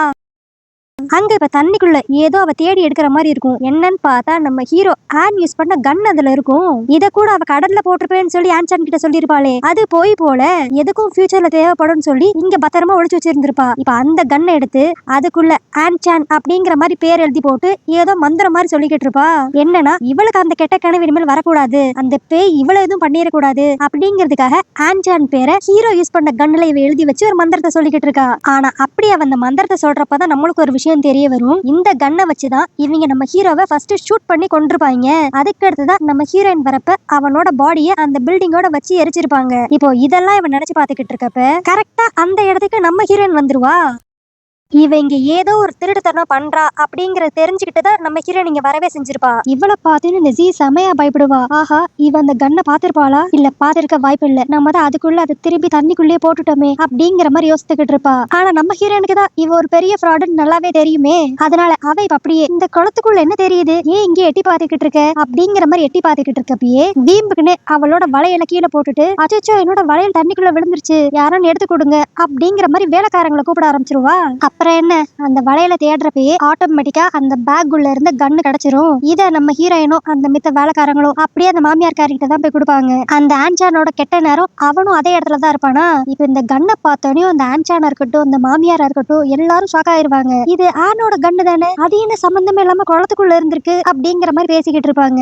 அப்ப அப்படியே நம்ம ஹீரோயின் உங்களுக்கு ஞாபகம் இருக்கா, அன்னைக்கு என்னோட ஹஸ்பண்டோட உடம்புல ஒரு புல்லட் இருந்த மாதிரி தடமும் இருந்துச்சு, அப்போ இந்த கன்னை வச்சுதான் அவர் யாரும் ஷூட் பண்ணிருப்பாங்களா, இந்த கன் எப்படி நம்மளோட குளத்துக்குள்ள அப்படிங்கிற மாதிரி இந்த விஷயத்த பத்தி இப்ப நம்ம ஹீரோயின் ஞாபகப்படுத்தி விட்டுருவா. இவ்வளவு நடந்தோனையும் அந்த ஆன்சான் செமையா பயப்படுவான். இப்ப அப்படியே அந்த ஜீயை தான் பார்த்து முறைச்சுக்கிட்டு இருப்பான். இதை நீ கடல்ல தூக்கி போட்டேன்னு சொன்ன, இது எப்படி இங்க இருக்கு அப்படிங்கிற மாதிரி. ஆனா இதை விட பெரிய ஆப்பா அந்த கன் இருந்த பேக்ல இப்ப ஆன்சான் அப்படின்ட்டு அந்த வில்லன் பேரை யாரோ சீட்ல எழுதி வச்ச மாதிரி இருக்கும். அது இந்த ஜீயோட வேலைதான். தன்னை ஹாண்ட் பண்ற பேய் வந்து திரும்பி ஆன்சானே போய் தொந்தரவு பண்ணணும் அப்படிங்கிறதுக்காக அந்த கன்னு கூட பேர் எழுதி போட்டிருப்பால. இப்ப அந்த பேர் கரெக்டா மாமியார் கிட்ட சிக்கிரும். இதனால அந்த லேடி செமையா கன்ஃபியூஸ் கன்ஃபியூஸ் ஆவா. என்னது இது, இந்த கன்னு குளத்துல கிடைச்சிருக்கு, அதோட சேர்த்து இப்படி என்னோட மொத பையன் பேரும் சேர்த்து அதுல எழுதியிருக்காங்களே அப்படிங்கிற மாதிரி அவ ரொம்ப ஒரு மாதிரி சந்தேகப்பட்டுக்கிட்டு இருப்பா. ஆனா இந்த ஆன்சான் தான் மாட்டிக்க கூடாதுங்கிறதுக்காக, அம்மா யாரோ எனக்கு சூனிய வைக்க ட்ரை பண்றாங்கன்னு நினைக்கிறேன், அதனாலதான் இப்படி தம்பியோட கண்ணை கண்டுபிடிச்சு அதுல என் பேரை எழுதி போட்டு ஏதோ சடங்கு நடத்த ட்ரை பண்ணிருக்காங்க, அதனாலதான் கொஞ்ச நாளாவே எனக்கு கெட்ட கெட்ட கனவா வருது அப்படிங்கிற மாதிரி ஒரு டிராமாவை போட்டு விட்டுருவான். அப்ப நம்ம ஹீரோயின் இதுதான் கரெக்டான சமயம்ட்டு, பட் ஆனா இந்த குளத்துக்கிட்ட நான் போனப்ப அங்க ஜீ மட்டும் தானே நின்று இருந்தா அப்படின்ட்டு இப்ப அவ அங்க இருந்த விஷயத்த சொல்லுவாளா. இதை கேட்டுன்னு ஜீக்கு பயமாயிரும், ஐயோ நம்ம மாட்டிக்குவோமோன்ட்டு. ஐயோ நான் ஃபிஷ்ஷுக்கு ஃபுட் போடுறதுக்காக மட்டும் தான் அந்த குளத்துக்கிட்ட போனேன், அது மட்டும் இல்லாம நான் ஆன்சானை ரொம்ப லவ் பண்றேன், நான் எப்படி அவனுக்கு சாபத்தை கொடுக்கணும்னு நினைப்பேன் அப்படிங்கிற மாதிரி நடிக்க ஆரம்பிச்சிருவா. இதனால அந்த மாமியார் ஒரு மாதிரி குழம்பி போயிருவா, இந்த வீட்டுல என்னென்னமோ நடக்குது, நான் எல்லாத்தையும் தெளிவா விசாரிச்சுட்டு அப்புறம் ஒரு முடிவுக்கு வரேன் அப்படின்றவா. அதுக்கடுத்து அந்த ஆன்சான் அந்த ஜீய போட்டு செமையா அடிக்க ஆரம்பிச்சிருவான். நீ ஏன் வீட்லயே இருந்துகிட்டு எனக்கே ஆப்படிக்கலாம்னு ட்ரை பண்றியா, இந்த கண்ணை கடல்ல போட்டேன்னு சொன்னேன், அது மட்டும் இல்லாம எதுக்கு அந்த கன்ல ஏன் பேர் எழுதி போட்ட, உன்னோட பிளான் தான் என்ன அப்படிங்கிற மாதிரி அவன் சண்டை போடுவான். அதுக்கு அந்த ஜீயும் இப்ப கோவப்பட்டு, நீ மட்டும் நல்லத மாதிரி பேசாத, உனக்கு அந்த பேய் கனவுலாம் வரக்கூடாது அப்படிங்கிறதுக்காக அந்த முத கனவையும் என் பக்கமா நீ திசை திருப்பி விட்டது தானே, அந்த விஷயத்தை பத்தி எனக்கு தெரியாதுன்னு நினைச்சியா அப்படிங்கிற மாதிரி ஒரு சூனிய பொம்மைய அவன் கிட்ட தூக்கி போடுவா. ஆனா அப்பயும் அந்த ஆன்சன் அவன் பண்ண தப்ப ஒத்துக்கவே மாட்டான். பாரு நீ ஏன் கண்ட்ரோல் கீழே தான் இருக்க, அதனால நான் ஏன் இஷ்டத்துக்கு தான் எதுனாலும் செய்வேன் அப்படிங்கிற மாதிரி ரூடா தான் பேசிக்கிட்டு இருப்பான். ஆனா இந்த ஆன்சன் கூட இருந்தா மட்டும் தானே இந்த ஜீக்கு காசு பணம் எல்லாம் கிடைக்கும், அதனால இப்ப எப்படியாண்டு அவனை சமாதானப்படுத்தணுங்கிறதுக்காக, சரி நான் ஏதோ முட்டாள்தனமா பண்ணிட்டேன், ஆனா இப்ப அது மேட்டர் கிடையாது, கொஞ்சம் நல்லா யோசித்து பாரு, ஏன் சம்பந்தமே இல்லாம லேன் இன்னைக்கு அந்த குளத்துக்கிட்ட வரணும், அதுவும் எப்படி அவளோட வளையல் கரெக்டா அந்த குளத்துக்குள்ள விழுகும், எனக்கு என்னமோ இன்னைக்கு நடந்த விஷயத்துக்கும் அவளுக்கும் ஏதோ சம்பந்தம் இருக்கும்னு தோணுது, அவளுக்கு ஒருவேளை நம்மளை பத்தின சீக்கிரட் எல்லாம் தெரிஞ்சிருச்சோ அப்படிங்கிற மாதிரி இவன் ஆன்சான் கிட்ட நம்ம ஹீரோயினை பத்தி ஏத்தி விடுவா. இதனால அந்த ஆன்சானும் நம்ம ஹீரோயின் மேல லைட்டா சந்தேகப்பட ஆரம்பிப்பானா. இப்போ இந்த சந்தேகத்தை டெஸ்ட் பண்ணி பார்க்கணுங்கிறதுக்காகவே அந்த ஜி இவனுக்கு ஒரு ஐடியா கொடுப்பா. உங்களுக்கு தான் இப்ப கல்யாணம் ஆயிடுச்சுல, ஆனாலும் அவ உன்னை பக்கத்துல நெருங்க விட மாட்டேங்கிறா, இன்னைக்கு நீ மட்டும் அவகிட்ட போய் ரொமான்டிக்கா நடந்துக்கோ, அவ அக்செப்ட் பண்ணிக்கிட்டானா அவளுக்கு உன் மேல எந்த சந்தேகமும் இல்ல, ஆனா நீ வேணான்னு சொல்லி உனக்கு தள்ளி விட்டானாவே அவ ஏதோ ஒரு பிளானோட தான் உனக்கு கல்யாணம் பண்ணிருக்கா அப்படிங்கிற மாதிரி அந்த ஜி சொல்லி அனுப்புவா. இதனால அந்த ஆன்சானும் செமையா குடிச்சிட்டு நைட்டு நம்ம ஹீரோனோட ரூமுக்கு வந்து அவகிட்ட அப்படியே ரொமான்டிக்கா நடக்கலாம் ட்ரை பண்ணுவான். நம்ம ஹீரோயின் வழக்கம் போல அதுக்கு அலோவ் பண்ணவே மாட்டா, அப்படியே அவன் கையெல்லாம் தட்டி விடுவாளா. இதனால அந்த ஆன்சன் செமையா கடுப்பாயிட்டு, என்ன இன்னும் உன்னால உன்னோட ஃபர்ஸ்ட் ஹஸ்பண்ட் ஆன மறக்க முடியலையா அப்படிங்கிற மாதிரிலாம் கேட்க ஆரம்பிச்சிருவான். நம்ம ஹீரோனுக்கு ஒரு மாதிரி பயமாயிரும், ஐயோ எங்க நம்ம மாட்டிக்க போறோமோ அப்படின்ட்டு. அதனால நம்ம ஹீரோயின் வேற வழியே இல்லாம அவன் அக்செப்ட் பண்ற மாதிரி அப்படியே பக்கத்துல வந்துட்டு கரெக்டான டைமா பார்த்து ஒரு பிட்ட போடுவா. எனக்கு இப்பதான் அன்னைக்கு என்கிட்ட மிஸ்பிஹேவ் பண்ணது யாரு அப்படிங்கிற மாதிரி லைட்டா சில பிளாஷஸ் எல்லாம் வருது அப்படிம்பாளா. அவ்வளவுதான், இதே இடத்துல ஆன்சன் அப்படியே ஆஃப் ஆயிருவான். நம்ம இதுக்கு மேலே இவகிட்ட க்ளோஸா வந்தோம்னா அன்னைக்கு நம்ம தான் அப்படி தப்பா நடந்துக்கிட்டோம் அப்படிங்கிற விஷயத்த அவ கண்டுபிடிச்சிருவான்ட்டு, சரி நீ ஏற்கனவே மனசு வருத்தத்துல இருக்க, நான் உன்னை கம்பல் பண்ண மாட்டேன் அப்படின்ட்டு நாசுக்கா அங்க இருந்து கிளம்பி போயிருவான். அதுக்கடுத்து அப்படியே அடுத்த நாள் காலையில தான் காட்டுவாங்க. அவங்க அம்மா சொன்னதையும் மீறி இந்த ஆன்சன் அந்த டிம்பர் பிசினஸ் ஆரம்பிக்கணும் அப்படிங்கிற மாதிரி ஒத்த கால்ல நிப்பான். இது வந்து அவங்க அம்மாக்கு சுத்தமா பிடிக்காது, அதனால நீ என் பேச்சையே கேட்க மாட்டியா அப்படின்ட்டு ஓங்கி ஒரு அறை விட்டுருவாங்க.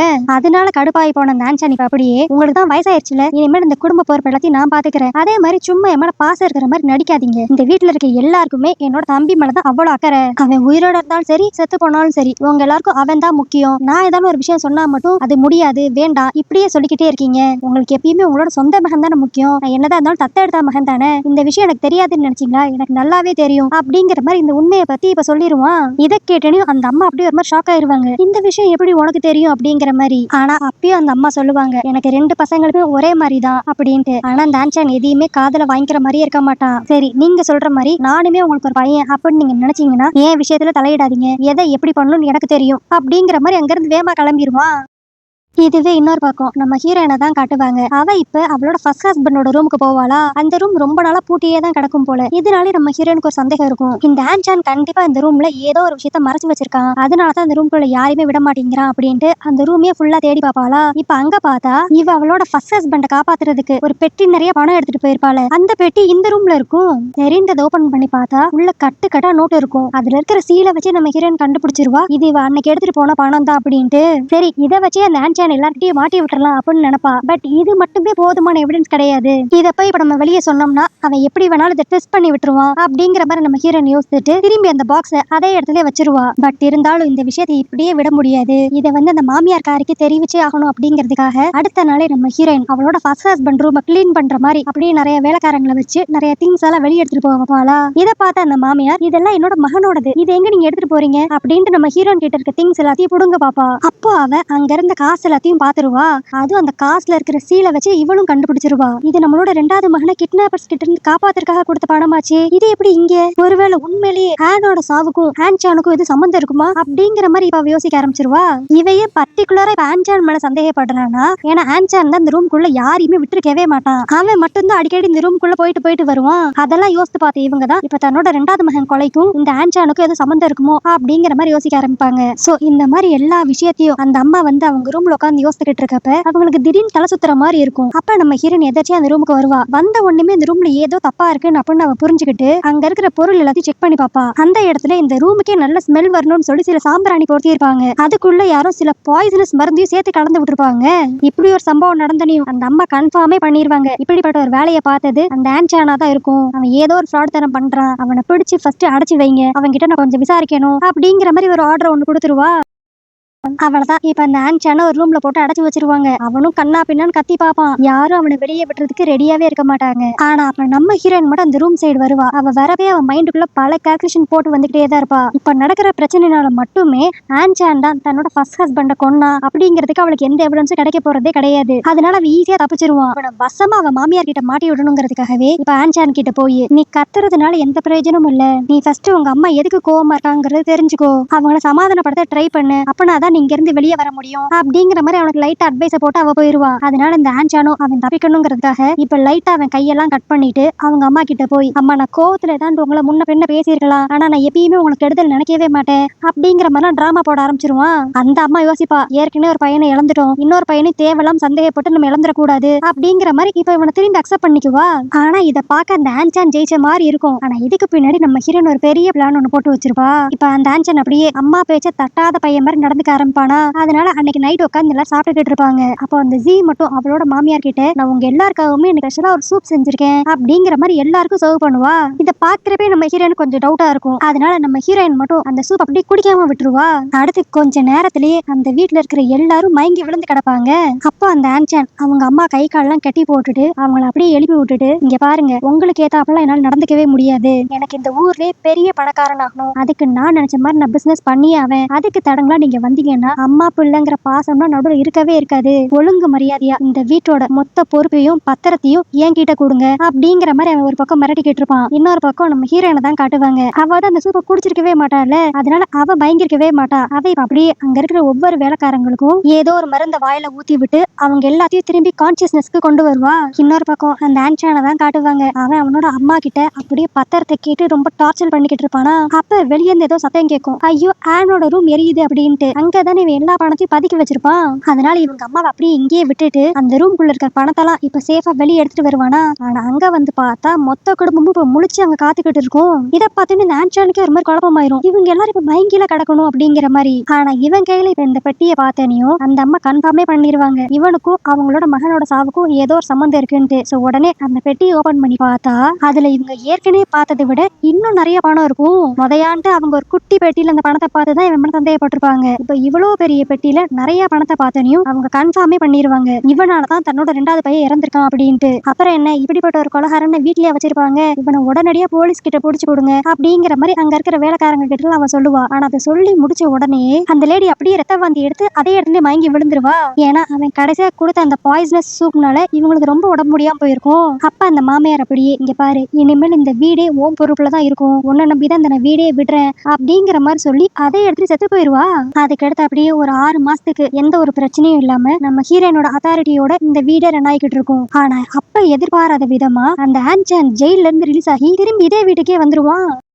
என்னன்னா அவனை ரொம்ப நாள் ஜெயில தூக்கி போடுற அளவுக்கு இவங்க கிட்ட எந்த ஒரு எவிடன்ஸும் இருந்திருக்காது. அது மட்டும் இல்லாம இவன் நிறைய காசு கொடுத்து அங்க இருக்கிற ஆபீசர்ஸ் எல்லாம் கரெக்ட் பண்ணி இப்ப எப்படியோ ஜெயில இருந்து ரிலீஸ் ஆகி வந்துட்டான். இது தெரிஞ்சு நம்ம ஹீரோயின் செமையா ஷாக் ஆயிருவா. ஆனா இந்த ஷாக்னஸை வெளியே காட்டிக்க கூடாதுங்கிறதுக்காகவே அப்பாடா எப்படியோ ஜெயில இருந்து வந்துட்டீங்களா அப்படிங்கிற மாதிரி நாடகத்தை போடுவா. ஏன்னா இவன் கடைசியா மாட்டினப்ப கூட நம்ம ஹீரோயின் தான் இவனை மாட்டி விட்டா அப்படிங்கிற விஷயம் அவனுக்கு தெரிஞ்சிருக்காது. ஏன்னா இவன் இந்த பெட்டியை தூக்கிட்டு வெளியே வரப்ப அந்த அம்மா தான் எதிர்ச்சியா பார்த்த மாதிரி அவன் நினைச்சுக்கிட்டு இருப்பான். அதனால நம்ம ஹீரோயினும் இன்னும் அவன் நாடகத்தை கண்டினியூ கண்டினியூ பண்ணுவா. அவதான் அப்படின்னு பார்த்தா அந்த ஆன்சான் அதுக்கு மேல இருப்பான். ஆமா, நான் ஆப்வியஸா ஜெயில இருந்து ரிலீஸ் ஆகிதான் ஆகணும், ஏன்னா நான் என்னோட தம்பியை கொல்லவே கிடையாது அப்படிங்கிற மாதிரி இப்பயும் நாடகத்தை போட்டுக்கிட்டு இருப்பான். சோ நம்ம ஹீரோயின் வேற வழியே இல்லாம அவன் முன்னாடி அப்படியே சிரிச்சு நடிக்கிற மாதிரி நடிச்சிட்டு மனசுக்குள்ள இன்னும் செம்மையா கோவப்படுவா. அவனை பழி வாங்கியாச்சுன்னு நினைச்சோமே, ஆனா இன்னும் இவனை ஃபுல்லா பழி வாங்க முடியலையே. சோ நம்மளுக்கு நடந்த அநியாயத்துக்கு நம்ம போலீஸ் கிட்ட எல்லாம் போனா பத்தாது, அதை விட பெரிய ஆள் யார்கிட்டயா தான் போகணும் அப்படின்ட்டு அந்த ஊர்லயே பெரிய ஒரு மாஃபியா மாதிரி ஒருத்தன் இருப்பான். அவன் பேரு ஜின்னு. இப்ப அவனை பார்க்க நம்ம ஹீரோயின் போவா. இப்ப அவன் கிட்ட போய் என்னோட ஃபர்ஸ்ட் ஹஸ்பண்ட கொன்னது அந்த ஆன்சான் தான், அவனை நான் எப்படியான்னு பழி வாங்கி ஆகணும், அதுக்கு நீங்க தான் எனக்கு ஹெல்ப் பண்ணணும், இந்த விஷயத்துல மட்டும் நீங்க எனக்கு ஹெல்ப் பண்ணீங்கன்னா அந்த ஆன்சான் கிட்ட இருக்கிற எல்லா பணமுமே உங்களுக்கு கிடைக்கிற மாதிரி நான் பாத்துக்குவேன் அப்படிங்கிற மாதிரி இவன் அந்த மாஃபியா ஜின் கூட ஒரு டீல் போட்டுக்கிட்டு இருப்பா.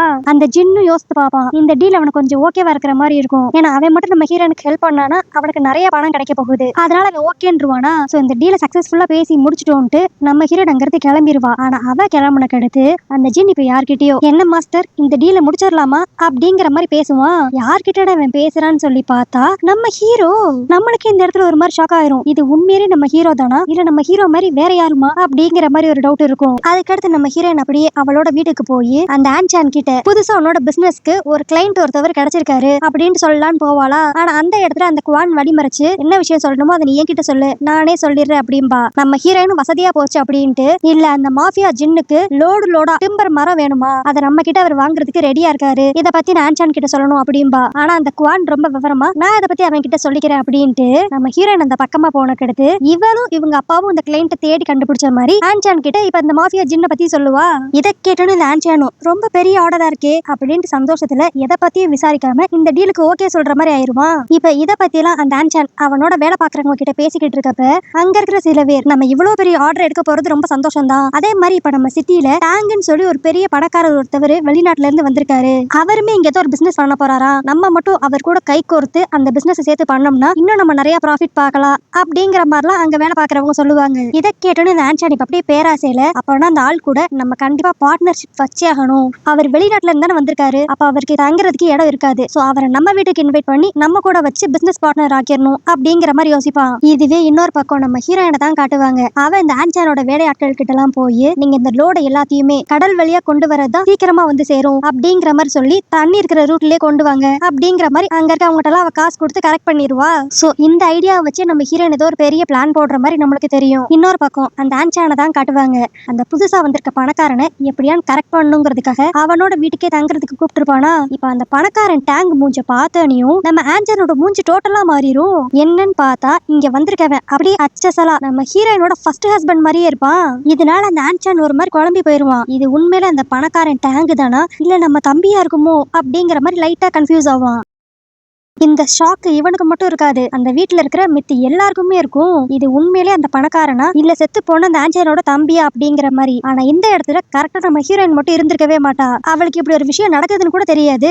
சோ இத பத்தி எதுவுமே தெரியாத நம்ம ஹீரோயின் வழக்கம் போல அவளோட ரூமுக்கு போய் குளிக்கலான்ட்டு போவா. அங்க பார்த்தா அவ பாத்ரூம்ல ஏதோ பிரச்சனைன்னு சொல்லி பிக்சிங் வேலை நடந்துகிட்டு இருக்குமா. சரி பேசாம நம்மளோட ஃபர்ஸ்ட் ஹஸ்பண்ட் ரூம்ல போய் குளிப்போம் அப்படின்ட்டு அங்க போயிருவா. அங்க இவ குளிச்சுக்கிட்டு இருக்கப்ப கரெக்டா அந்த பணக்காரன் டேங்க் அந்த இடத்துக்கு வந்துருவான். இவனை பார்த்துட்டு நம்ம ஹீரோயினுக்கு எப்படி ரியாக்ட் பண்ணணும்னே தெரியாது, ஒருவேளை இது நம்மளோட ஹஸ்பண்டோ அப்படிங்கிற மாதிரி கன்ஃபியூஸ் ஆகி பாத்துக்கிட்டு இருப்பா. ஆனா இந்த டேங்க் நம்ம ஹீரோயினை பார்த்தனையும் ஏ யார் பொண்ணு நீ இந்த ரூம்ல என்ன பண்ற அப்படிங்கிற மாதிரி ஆச்சரியமா கேட்பானா. சோ இதுலயே நம்ம ஹீரோயின் கண்டுபிடிச்சிருவா, ஓகே இது நம்ம ஹஸ்பண்ட் கிடையாது வேற யாரோ அப்படின்ட்டு. அதெல்லாம் இருக்கட்டும், ஃபர்ஸ்ட் நீ என்ன இந்த ரூம்ல பண்ணிக்கிட்டு இருக்க, நான் குளிச்சுக்கிட்டு இருக்கிறது உன் கண்ணுக்கு தெரியலையா, அங்கிட்டு திரும்பி நில்லு அப்படிங்கிற மாதிரி திட்டிக்கிட்டு இருப்பா. ஆனா இந்த டேங்கும் சாதாரணமான ஆள் கிடையாது போல, அவன் அப்படியே இந்த ரூம் எனக்குன்னு கொடுக்கப்பட்ட ரூம், நீ தான் அந்த இடத்துல தேவையில்லாம இருக்க, சோ நீ தான் வெளியே போகணும் அப்படிங்கிற மாதிரி சண்டை போட்டுக்கிட்டு இருப்பான். கடைசியில நம்ம ஹீரோயின் தான், இங்க பாரு இப்ப சண்டை போடுறதுக்கு நேரம் இல்ல, தயவு செஞ்சு எனக்கு அந்த பாத்ரூம் மட்டும் எடுத்து கொடுத்துட்டு கொஞ்சம் திரும்பி நிக்கிறியா, நான் இங்க இருந்து கிளம்புறேன் அப்படின்னு சொல்லிக்கிட்டு இருப்பா. ஆனா அப்பன்னு பார்த்து கரெக்டா அந்த ஆன்சான் இந்த ரூம்குள்ள வந்துருவான். ஆனா நல்ல வேலை அவன் இந்த ரூமுக்கு கொஞ்சம் தள்ளி தான் நிப்பான், இவங்க ரெண்டு பேரும் பாத்ரூம்குள்ள இருப்பாங்க. அதனால அந்த டேங்க் மட்டும் இப்ப வெளியே வந்து அந்த ஆன்சான் கிட்ட பேசிக்கிட்டு இருப்பானா.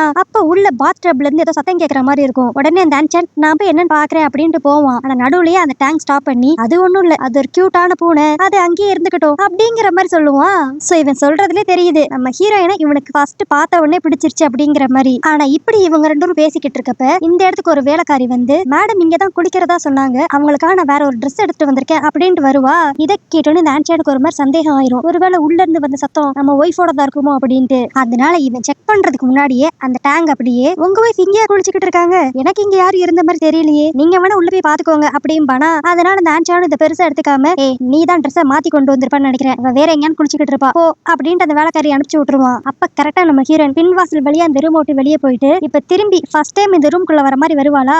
இவதான் ஏற்கனவே இந்த டேங்க பாத்துட்டாலே தன்னோட ஹஸ்பண்ட் மாதிரி இருக்கான் அப்படின்ட்டு. ஆனா இந்த விஷயம் அந்த ஆன்சானுக்கு தெரிஞ்சிடக்கூடாதுங்கிறதுக்காக ஏதோ முத தடவை அந்த டேங்க பாக்குற மாதிரி, இவர் பார்க்க உன்னோட தம்பி மாதிரியே இருக்காரு அப்படிங்கிற மாதிரி ஆன்சான் கிட்ட நடிச்சுக்கிட்டு இருப்பா. அதுக்கடுத்து இப்ப வந்திருக்கிற கெஸ்ட் நல்லா கவனிக்கணுங்கிறதுக்காக அந்த டேங்குக்கு ஒரு ஸ்பெஷலான டின்னர் ரெடி பண்ணி இப்ப கொடுத்துக்கிட்டு இருப்பாங்களா. அப்ப அந்த டின்னர் நடக்கிற இடத்துல இந்த ஆன்சான் அந்த டேங்குக்கு வரிசையா சரக்கா ஊத்தி ஊத்தி கொடுத்துக்கிட்டே இருப்பான். இதை பாக்குறப்ப நம்ம ஹீரோயின் கன்ஃபார்ம் பண்ணிருவா, இது கண்டிப்பா நம்ம ஹஸ்பண்டா இருக்க வாய்ப்பே கிடையாது, ஏன்னா அவன் கொஞ்சம் குடிச்சாவே அவனுக்கு அலர்ஜி மாதிரி வந்துரும் அப்படிங்கிற மாதிரி இவ ஒரு பக்கம் யோசிச்சுக்கிட்டு இருப்பா. இன்னொரு பக்கம் அந்த ஆன்சான் எதுக்காக இவனுக்கு இப்படி சரக்கா ஊத்தி கொடுத்துக்கிட்டு இருப்பானா, ஏன்னா அவனுக்குமே இப்ப கன்ஃபார்ம் பண்ணிக்கணும் இது தன்னோட தம்பியா இல்ல அந்த டேங்கா அப்படின்ட்டு. அதனாலதான் வரிசையா சரக்கா ஊத்தி கொடுத்துட்டே இருப்பான். ஆனா கடைசியில எவ்வளவு குடிச்சாலும் அந்த டேங்குக்கு கொஞ்சம் கூட அலர்ஜி ஆயிருக்கவே ஆயிருக்காது.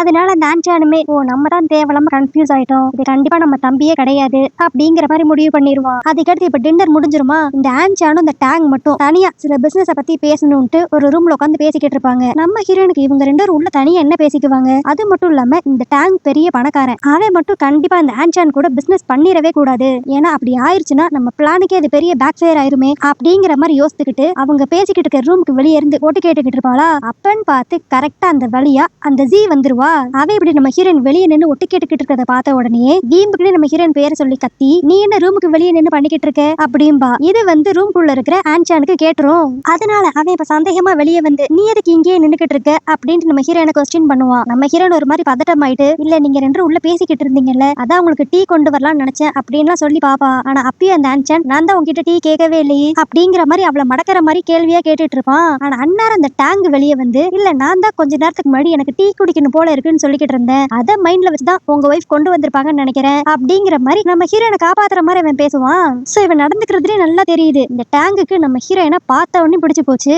பட் ஆனாலும் அந்த ஆன்சானுக்கு ஒரு மாதிரி இப்ப சந்தேகம் அதிகமாயிரும். என்னது நம்ம ஒய்ஃப் கிட்ட நம்ம ஏதாவது ஒரு கேள்வி கேட்டா அவன் சப்போர்ட்டுக்கு வர மாதிரி வரானே, இதுல ஏதோ தப்பு இருக்கே, ஒருவேளை அது உண்மையிலே டேங்க் அல்லாம என்னோட தம்பியா இருக்குமோ அப்படிங்கிற மாதிரி யோசித்தவன் அவனோட வேலைக்காரன் கிட்ட சொல்லி ஸ்பெஷலா ஒரு ஃபுட் ஒன்று ரெடி பண்ண சொல்லுவான். அதுக்கடுத்து இப்ப அந்த சாப்பாடு எடுத்துட்டு போய் அந்த வேலைக்காரன் அந்த டேங்கு கிட்ட கொடுத்து, இது ஸ்பெஷலான ரொட்டி, இது உங்களுக்காகவே ரெடி பண்ணது அப்படின்னு சொல்லி கொடுப்பானா. அந்த டேங்குமே எதை பத்தி யோசிக்காம அப்படியே அதை சாப்பிட ஆரம்பிச்சிருவான். ஆனா இதை சாப்பிட்டுமே அவனுக்கு எதுவுமே பண்ணாதா. இதை வந்து அந்த ஆன்சன் பக்கத்துல நின்று பாத்துக்கிட்டு இருப்பான். என்னன்னா இந்த சப்பாத்திக்கு மேலேயே பீனட் பட்டரை தடவி வச்சிருந்திருப்பாங்க போல. இவனோட தம்பிக்கு பீனட்னாவே அலர்ஜி. சோ இந்த சப்பாத்தி அந்த டேங்க் சாப்பிட்ட உடனே அவனுக்கு எதாவது அலர்ஜி ரியாக்ஷன் வந்திருந்தா இது தன்னோட தம்பின்னு சொல்லி கன்ஃபார்ம் பண்ணிக்கலாம் அவன் நினைச்சிருப்பான். ஆனா அப்படிப்பட்ட எந்த ஒரு சம்பவமும் இங்க நடந்திருக்காது. சோ வழக்கம் போல அந்த ஆன்சன் நம்ம தான் தேவையில்லாம கன்ஃபியூஸ் ஆகிறோம், இது அந்த பணக்காரன் டேங்க் தான் அப்படிங்கிற மாதிரி பிக்ஸ் பண்ணிக்குவான். ஆனா இதுவே அந்த சப்பாத்தியை சாப்பிட்டுக்கிட்டு இருக்க அந்த டேங்க தான் காட்டுவாங்க. அவன் அப்படியே மனசுக்குள்ளேயே உன் பிளான் என்கிட்ட எல்லாம் கண்டிப்பா பழிக்காது அப்படிங்கிற மாதிரி யோசிச்சுக்கிட்டு இருப்பான். நம்மளுக்கே இந்த இடத்துல ஒரு மாதிரி கன்ஃபியூஸ் ஆயிரும், இது டேங்கா இல்லனா அந்த ஆன்சனோட தம்பி ஆனா அப்படிங்கிற மாதிரி. அதுக்கடுத்து அப்படியே இங்க சீன் கட் பண்ணி வழக்கம் போல நம்ம ஹீரோயின் அந்த ஆன்சனோட வேலைக்காரங்க கிட்ட தான் பேசிக்கிட்டு இருப்பா. அப்ப அந்த வேலை பாக்குற பையன், மேடம் நீங்க சொன்ன மாதிரி எல்லா மரத்தையுமே நாங்க தண்ணி வழியா தான் டிரான்ஸ்போர்ட் பண்ணோம், நம்ம நினைச்ச மாதிரியே பெரிய புயல் வந்து எல்லா மரமும் இப்ப நனைஞ்சு போயிருச்சு அப்படிங்கிற இன்ஃபர்மேஷன் நம்ம ஹீரோயின் கிட்ட சொல்லிக்கிட்டு இருப்பான். அந்நேரம் கரெக்டா அந்த டேங்குமே அந்த இடத்துக்கு வந்துருவான். அவன் இந்த ஊருக்கு புதுசுங்கிறனால அந்த இடத்தைய அப்படி சுத்தி சுத்தி போட்டோ எடுத்துக்கிட்டு இருப்பான். இவனை பார்த்த நம்ம ஹீரோயின், இவன் என்ன இந்நேரத்துல எங்க பண்ணிக்கிட்டு இருக்கான் அப்படின்ட்டு அவனுக்கே தெரியாம பின்னாடி ஃபாலோ பண்ணிட்டு போவாளா. பட் அதை அவன் பாத்துருவான். அவன் இப்ப அப்படியே டக்குன்னு நம்ம ஹீரோயின் கையை பிடிச்சி இழுத்து, நீங்க எதுக்கு என்னவே ஃபாலோ பண்ணிக்கிட்டு இருக்கீங்க அப்படின்ட்டு கேட்பான். அதுக்கு நம்ம ஹீரோனுக்கு என்ன பதில் சொல்லணும்னே தெரியாதா. அப்ப அந்த டேங்க் அப்படியே, நான் கேள்விப்பட்டேன் உங்களோட ஃபர்ஸ்ட் ஹஸ்பண்ட் அப்படியே பார்க்க என்ன மாதிரி இருப்பானாமே, அதனால கன்ஃபியூஸ் ஆகி என் பின்னாடி வந்துட்டீங்களா. அது மட்டும் இல்லாம உங்க ஊர்ல எல்லாம் பெருசா கலாச்சாரம்னு சொல்லி பேசிக்குவீங்க, அதே எப்படி உங்க ஹஸ்பண்ட் இறந்து போனோனையும் அவரோட அண்ணனையே நீங்க கல்யாணம் பண்ணிக்கிட்டீங்கன்னு எனக்கு தெரியல அப்படிங்கிற மாதிரி இவன் கொஞ்சம் இன்சல்ட் பண்ற மாதிரி பேசுவானா. இதனால நம்ம ஹீரோன் அப்படியே கடுப்பாய் போய், என் வாழ்க்கையில என்ன நடந்துகிட்டு இருக்கு, நான் என்ன பண்ணலான்ட்டு முடிவுல இருக்கேன்ட்டு தெரியாம நீங்க என்ன பத்தி பேசாதீங்க அப்படின்பா. அதுக்கு உடனே அவனும், அப்ப நீங்க ஏதோ ஒரு பிளான் வச்சிருக்க மாதிரி தெரியுது அப்படிம்பானா. ஐயோ எங்க இவன் கிட்ட மாட்டிக்க போறோமோ அப்படிங்கிற பயத்துல, இல்ல நான் தேவையில்லாம ஏதோ ஒரு குழப்பத்துல உங்களை கத்திட்டேன், நீங்க இந்த ஊருக்கு புதுசு தானே, உங்களுக்கு நான் இந்த ஊர் சுத்தி காட்டுறேன் அப்படிங்கிற மாதிரி அவனுக்கு ஐஸ் வைக்க ட்ரை பண்ணுவா. சரின்னு சொல்லிட்டு அந்த டேங்கும் இப்ப நம்ம ஹீரோயின் கூட அந்த ஊரே அப்படி சுத்தி பார்த்துக்கிட்டு இருப்பானா. அப்ப சில இடத்துல எல்லாம் சீனரி சூப்பரா இருக்கும், நீங்க வேணா நில்லுங்க நான் உங்களை வச்சு போட்டோ எடுக்கிறேன் அப்படிங்கிற மாதிரி அந்த டேங்க் நம்ம ஹீரோயின் கிட்ட சொல்லுவான். நம்ம ஹீரோயினுக்கு இதெல்லாம் பெருசா இன்ட்ரெஸ்ட் இருக்காது. ஆனா அப்ப அவன் அன்னைக்கு நான் உங்களை அந்த பாத்ரூம் ஏரியால இருந்து உங்க ஹஸ்பண்டுக்கு தெரியாம காப்பாத்தினேன்ல, அதுக்கு ஒரு சன்மானமா நினைச்சு இப்போ ஒரு போட்டோக்கு போஸ் கொடுங்க அப்படிங்கிற மாதிரிலாம் கொஞ்சம் ஜாலியா பேசுவான். அதனால நம்ம ஹீரோயின் பெருசா எதுவும் எடுத்துக்காம சரி ஒரு போட்டோ தானே அப்படின்ட்டு போஸ் கொடுத்துக்கிட்டு இருப்பா. ஆனா அப்ப இவ சிரிக்கிறத பாக்குறதுக்கு அந்த டேங்குக்கு அவ்வளவு பிடிச்சிருக்கும். அதாவது இவனுக்கு ஏற்கனவே நம்ம ஹீரோயின் மேல ஏதோ ஒரு இன்ட்ரெஸ்ட் இருக்கிற மாதிரி தான் இருந்திருக்கும். இப்போ அது இன்னும் கூட்டிட்டே போற மாதிரி நம்மளுக்கு காட்டுவாங்க. இதுவே இன்னொரு பக்கம் அந்த ஆன்சானை தான் காட்டுவாங்க. அவனுக்கு இப்போ அவனோட லோடு எல்லாமே தண்ணியில விழுந்து ஒரு மாதிரி நனைஞ்சு போச்சு அப்படிங்கிற விஷயம் தெரிஞ்சிருமா. உடனே அந்த குவான் கிட்ட தான் போய் உங்க அப்பா தான் இந்த பிசினஸ் ரொம்ப நாள் பண்ணிக்கிட்டு இருக்காருல, அவர்கிட்ட போய் ஏதாவது ஹெல்ப் கேளு அப்படிங்கிற மாதிரி சொல்லுவான். ஆனா அதுக்கு அந்த குவான் எனக்கு தெரிஞ்சு இந்த விஷயத்துல நம்மளுக்கு ஹெல்ப் பண்ணக்கூடிய ஒரே ஆளு அந்த பணக்காரன் டேங்க் தான், ஏன்னா அவனுக்கு இந்த மாதிரி பிசினஸ்ல எல்லாம் நிறைய எக்ஸ்பீரியன்ஸ் இருக்கும் அப்படின்ட்டு இப்ப அவன் கிட்ட போய் பேச சொல்லுவா. சரின்னு சொல்லிட்டு இந்த ஆன்சானும் இந்த டேங்க் கிட்ட போய் பேசுவான். அதுக்கு அந்த டேங்க் ஃபர்ஸ்ட் எதுக்கு அவசரப்படுறீங்க, திரும்பி வேணா இன்னொரு பேட்ச் ஆஃப் லோட ஏத்தி அந்த கிளைண்ட்க்கு அனுப்பிச்சிடலாம்ல அப்படிங்கிற மாதிரி சிம்பிளா சொல்லுவான். ஆனா இந்த ஆன்சான் தான் ஒரு மாதிரி பயந்துகிட்டே, உங்களுக்கு புரியல, நான் இந்த ஆர்டரை வாங்கினதே ஒரு பெரிய மாஃபியா கிட்ட இருந்து, அவன் சொல்றப்ப எனக்கு டைமுக்கு மரமெல்லாம் வந்து சேரணும் அப்படிங்கிற மாதிரி தான் சொன்னான். இப்ப போய் நான் அவன் கிட்ட எக்ஸ்ட்ரா டைம் கேட்டேன்னா அவன் கண்டிப்பா என் கை காலையாண்டு எடுத்துருவான். அந்த மாதிரி இவன் பயந்து பேசிக்கிட்டு இருப்பான். உடனே இப்ப அந்த டேங்கும் இவனுக்கு ஹெல்ப் பண்ற விதமா, சரி எனக்கு தெரிஞ்ச ஒரு ஃப்ரெண்ட் இருக்கான், அவனுமே டிம்பர் பிசினஸ் தான் பண்ணிக்கிட்டு இருக்கான், வேணா அவன் கிட்ட சொல்லி இன்னொரு லோட அப்படியே அந்த ஜின்னுக்கு இறக்க சொல்லலாம். ஆனா அதுல என்ன ஒரு பிரச்சனைனா, நீங்க நார்மலா கொடுத்த ரேட்டை விட ஒரு 5 டைம்ஸ் ஹையரா என்னோட ஃப்ரெண்டுக்கு நீங்க கொடுக்குற மாதிரி இருக்கும், அதுக்கு உங்களுக்கு ஓகேனா நான் இப்பே என் ஃப்ரெண்டு கிட்ட பேசிடுவேன் அப்படிங்கிற மாதிரி அந்த டேங்க் சொல்லுவான். உடனே அந்த ஆன்சானோ, பணமெல்லாம் எனக்கு பெரிய விஷயமே கிடையாது, நீங்க இப்பயே உங்க ஃப்ரெண்டு கிட்ட பேசிருங்க அப்படின்றவான். இந்த விஷயம் வந்து நம்ம ஹீரோனுக்கும் தெரிய வந்துருமா. அவ ஒரு மாதிரி அப்செட் ஆயிருவா. சே நான் போட்ட பிளானே வேற, இந்த ஆன்சானை எப்படியா ஜின்னு கிட்ட மாட்டி விடலாம்னு நினைச்சேன், ஆனா அந்த டேங்க் நடுவுல வந்து எல்லாத்தையும் கெடுத்துட்டானே அப்படிங்கிற மாதிரி அவ ஒரு பக்கம் கடுப்பாயிக்கிட்டு இருப்பா. அப்பன்னு பார்த்து கரெக்டா அந்த டேங்க் அந்த இடத்துக்கு வருவானா. உடனே நம்ம ஹீரோன் ஒரு பிளான போடுவா. இவங்க ரெண்டு பேத்தையும் ஒன்னாவே சேர விடவே கூடாது, எப்படியாண்டு இந்த ஆன்சானுக்கும் டேங்குக்கும் நடுவுல ஏதாவது ஒரு பிரச்சனையை உண்டாக்கணும் அப்படிங்கிற மாதிரி நினைச்சுக்கிட்டு இருப்பா. அதனாலேயே இந்த டேங்கு கிட்ட அப்படியே பக்கத்துல நின்று பேசுறது, அது மட்டும் இல்லாம வீம்புக்குன்னு அப்படியே ஸ்லிப்பாய் விழுக போற மாதிரி விழுக போவா. அந்த டைம் அந்த டேங்க் இவளை டக்குன்னு பிடிச்சிருவானா. ஆனா இது எல்லாத்தையுமே ஒரு ஓரமா நின்று ஆன்சான் பாத்துக்கிட்டு இருப்பான். அதுக்காக தான் நம்ம ஹீரோன் இவ்வளோத்தையும் பண்ணிருப்பா. ஆனா இதை பார்த்த ஆன்சான் கோவப்படுவான்னு சொல்லி பார்த்தா அவன் அப்படியே கை தட்டிட்டே வந்துட்டு, நல்ல வேலை டேங்க், என் ஒய்ஃபை நீங்க காப்பாத்திட்டீங்க அப்படிங்கிற மாதிரி வெக்கமே எல்லாம் பேசிக்கிட்டு இருப்பான். நம்ம ஹீரோன் மனசுக்குள்ளே திட்டிக்குவா, அட வெக்கம் கட்டவனே, பணத்துக்காக நீ என்ன வேணாலும் பண்ணுவ போலயே, உன்னோட ஒய்ஃப் கிட்ட ஒருத்தன் க்ளோஸா நின்று பேசிக்கிட்டு இருக்கான், அது உனக்கு பெருசாவே தெரியல தூ அப்படிங்கிற மாதிரி மனசுக்குள்ள திட்டிக்கிட்டு இருப்பா. ஆனா அந்த டேங்க் கொஞ்சம் புத்திசாலியா இருப்பான் போல. அவன் நம்ம ஹீரோயின் ஏதோ ஒரு விஷயத்துக்காக தன்னை யூஸ் பண்றா அப்படிங்கறத புரிஞ்சுக்கிட்டு, நீங்க என்ன வச்சு ஏதோ ஒரு பிளான் பண்றீங்கன்னு மட்டும் தெரியுது, ஆனா அந்த பிளான் எனக்கு ரொம்ப பிடிச்சிருக்கு அப்படின்ட்டு ரொம்ப க்ளோஸா வந்து சொல்லிட்டு போவான். அதுக்கடுத்து அப்படியே அன்னைக்கு நைட்டு தான் காட்டுவாங்க. இந்த ஆன்சான் செமையா உட்காந்து குடிச்சுக்கிட்டு இருப்பான். அப்ப அந்த இடத்துக்கு நம்ம ஹீரோயின் வருவா. அவகிட்ட இப்ப அப்படியே புலம்ப ஆரம்பிப்பான். நான் அந்த டேங்க் கிட்ட எப்படியான்னு காசை கொடுத்து உங்க ஃப்ரெண்டு கிட்ட இருந்து டிம்பரை வாங்கிருங்கன்னு சொல்லிட்டேன், ஆனா இப்ப அந்த ஃப்ரெண்டுக்கு கொடுக்கறதுக்கு என்கிட்ட காசே கிடையாது, இந்த விஷயம் டேங்குக்கு தெரிஞ்சிருச்சுன்னா நம்ம கூட அடுத்த பிசினஸ் கூட அவன் பண்ண மாட்டான், நீ வேணா பேசாம உங்க அப்பா கிட்ட சொல்லி கொஞ்சம் காசு ரெடி பண்றியா அப்படிங்கிற மாதிரி நம்ம ஹீரோயின் கிட்ட கேட்டுக்கிட்டு இருப்பான். ஆனா நம்ம ஹீரோயின் எப்படி இவனுக்கு ஹெல்ப் பண்ணுவா. அவ உடனே, இல்ல உன் தம்பியை கடத்தினப்பயே நாங்க என் சொத்தெல்லாம் வித்து அதுக்கு காசு கொடுத்துட்டோம், இப்ப நாங்களே ஒரு மாதிரி பரவாயில்லாம நிலைமையில தான் இருக்கோம் அப்படின்ட்டு அவ ஒரு பிட்ட போடுவா. சோ இப்ப எல்லா வழியும் பிளாக் ஆயிருக்கிறனால என்ன பண்றதுன்னு தெரியாம அந்த ஆன்சன் ஒரு மாதிரி பைத்திய மாதிரி யோசிச்சுக்கிட்டு இருப்பானா. அப்ப நம்ம ஹீரோயின், நம்ம வேணா பேசாம டேங்க் கிட்ட காசு கேட்கலாமா, நீ கேட்டாதானே தப்பா போயிரும், அவர் எனக்கு கொஞ்சம் நல்ல பழக்கம் தான், சொல்ல போனா நானும் அவரு கொஞ்சம் ஃப்ரெண்ட் மாதிரி தான் பழகுறோம்,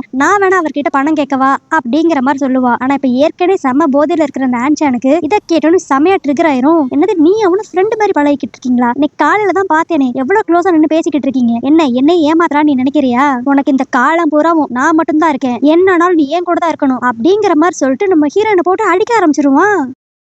பாவம் அடுத்த நாள் காலையில நம்ம ஹீரோனோட மூஞ்ச பார்த்தா அப்படி வீங்கி இருக்கும். ஆனா அப்ப அந்த ஆன்சன் அப்படியே சர்வசாதாரணமா வந்து, என்ன மன்னிச்சிரு, நேற்று குடி போதில இருந்தனால உன்னை அப்படி அடிச்சுட்டேன் அப்படின்ட்டு சிம்பிளா சாரி கேட்டுருவான். அதுக்கடுத்து வழக்கம் போல அந்த டேங்க் இப்ப இந்த ஊரே சுத்தி பாக்குறதுக்காக திரும்ப நம்ம ஹீரோனை தான் கூட்டு போவானா. அப்ப நம்ம ஹீரோனோட கையில மூஞ்சிலெல்லாம் அடிபட்டு இருக்கதை அவன் பாத்துருவான். சோ இதுக்கெல்லாம் காரணம் அந்த ஆன்சான் தான் அப்படின்னு தெரிஞ்சுக்கிட்டு அடுத்து கொஞ்ச நேரத்திலேயே போய் அந்த டேங்க் அந்த ஆன்சான் கூட செமையா சண்டை போடுவான். என்னடா இது இப்படி தைரியமா சண்டை போடுறானே அப்படின்னு பார்த்தா, நான் பாக்ஸிங் பண்ணி ரொம்ப ரொம்ப நாள் ஆச்சு, பிராக்டிஸ் பண்ணுவோம் அப்படிங்கிற மாதிரி ஆன்சானை கூப்பிட்டுதான் இந்த அடி அடிச்சு எடுத்திருப்பான். ஏன்னா டைரக்டா சட்டை போட்டா தேவையில்லாம இன்னும் நிறைய பிரச்சனை வரும் அப்படிங்கிறதுக்காக அந்த டேங்க் இப்படி பண்ணிருப்பான். அதுக்கடுத்து பணமே இல்லாம இருந்த அந்த ஆன்சன் அவன் பொறுப்புல இருக்கிற சில கடையெல்லாம் அப்படியே வித்து அதுல வர காசை அந்த டேங்கோட ஃப்ரெண்டுக்கு கொடுத்து புதுசா நிறைய லோட இறக்கிடுவான். இந்த விஷயம் தெரிஞ்சிடும் நம்ம ஹீரோயின் செம்மையா கடுப்பாவா. அதனால இப்ப அவ ஸ்ட்ரைட்டா அந்த மாஃபியா ஜின்னு கிட்ட போய் அவன் திரும்பி வந்து உங்ககிட்ட அந்த டிம்பர் எல்லாம் டெலிவரி பண்ணாலும் அதை நீங்க அக்செப்ட் பண்ணிக்காதீங்க, அவனுக்கு பெருசா லாஸ் வர மாதிரியே நீங்க பண்ணணும் அப்படிங்கிற மாதிரி அவ கேட்டுக்குவா. சோ அதுக்கேத்தாப்லயே அடுத்த நாள் அந்த லோடெல்லாம் அப்படியே ஆன்சான் டெலிவரி பண்றப்ப இது என்ன குவாலிட்டியே இல்லாத உட்டா இருக்கு, இதெல்லாம் நான் கண்டிப்பா அக்செப்ட் பண்ணிக்கவே மாட்டேன், அதனால இதெல்லாம் திரும்பி எடுத்துட்டு போ அப்படின்பா. இதை கேட்டோன்னு ஆன்சானுக்கு இதயமே வெடிச்ச மாதிரி ஆயிரும். அதெல்லாம் முடியாது, நான் தான் சொன்ன டைம்ல டெலிவரி பண்ணிட்டேன்ல, பேலன்ஸ் காசெல்லாம் கரெக்டா கொடுங்க அப்படிங்கிற மாதிரி அவன் ஹீரிட்டு வருவான். ஆனா ஆப்போசிட்ல இருக்கிறது யாரு, ஒரு மாஃபியாவாச்சே. அவன் இப்ப அப்படியே அந்த ஆன்சானுக்கு ஒரு எத்து விட்டு நீ என்ன என்கிட்ட எகிரிட்டு வரையா அப்படின்ட்டு அவங்க ஆட்களை வச்சு செமையா அடி வெளுத்து எடுத்துருவான். இப்ப இப்படி அடிச்சது மட்டும் இல்லாம நான் ஏற்கனவே கொடுத்த அந்த அட்வான்ஸ் பணத்தை எனக்கு நீ ட்ரிபிள் மடங்கா திரும்பி கொடுக்கணும் அப்படிங்கிற மாதிரி அந்த ஜின்னு சொல்லி அனுப்பிச்சு விட்டுருவான். அதனால வீட்டுக்கு வந்த ஆன்சான் அப்படியே அவனோட 3 ஒய்ஃப் கிட்டயும் புலம்பிக்கிட்டு இருப்பான். ஏற்கனவே சுத்தமா கையில காசு இல்ல, இதுல இப்ப இந்த ஜின்னுக்கு வேற புதுசா காசு கொடுக்கணுமா அப்படிங்கிற மாதிரி. அப்போ அந்த ஜி மட்டும் அந்த ஆன்சான் கிட்ட தனியா வந்து ஹே அதான் உன் தம்பியை கடத்தி நம்ம நிறைய காசு வாங்கணுமே, அதை வச்சு இந்த ஜின்னோட கடனை அடைச்சிடலாம்ல அப்படின்பா. ஆனா அந்த காசை வச்சுதான் இவன் போலீஸ் ஸ்டேஷன்ல இருந்து ரிலீஸ் ஆகி வெளியே வந்திருப்பான் போல. அதனால இப்ப இவன்கிட்ட சுத்தமா காசு இல்ல அப்படிங்கிற மாதிரி சொல்லிக்கிட்டு இருப்பான். அப்ப அந்த ஜி அப்படியே நம்ம ஏன் தேவையில்லாம காசு இல்லைன்னு சொல்லி ஃபீல் பண்ணிக்கிட்டு இருக்கணும், நம்ம தான் எப்படினாலும் இன்னும் கொஞ்ச நாள்ல அந்த டேங்கோட கோல்டு மைன் பிசினஸ்ல பார்ட்னர் ஆக போறோம்ல, சோ அதனால இப்போதைக்கு இந்த வீட்டோட பொறுப்புல இருக்கிற மிச்சம் மீதி கடைகளையும் சேர்த்து வித்துருவோம், அதை வச்சு ஜின்னோட கடனை அடைச்சிருவோம் அப்படிங்கிற மாதிரி ஐடியா கொடுப்பா. சரின்னு சொல்லிட்டு அந்த ஆன்சானும் அதே மாதிரி செஞ்சிருவானா.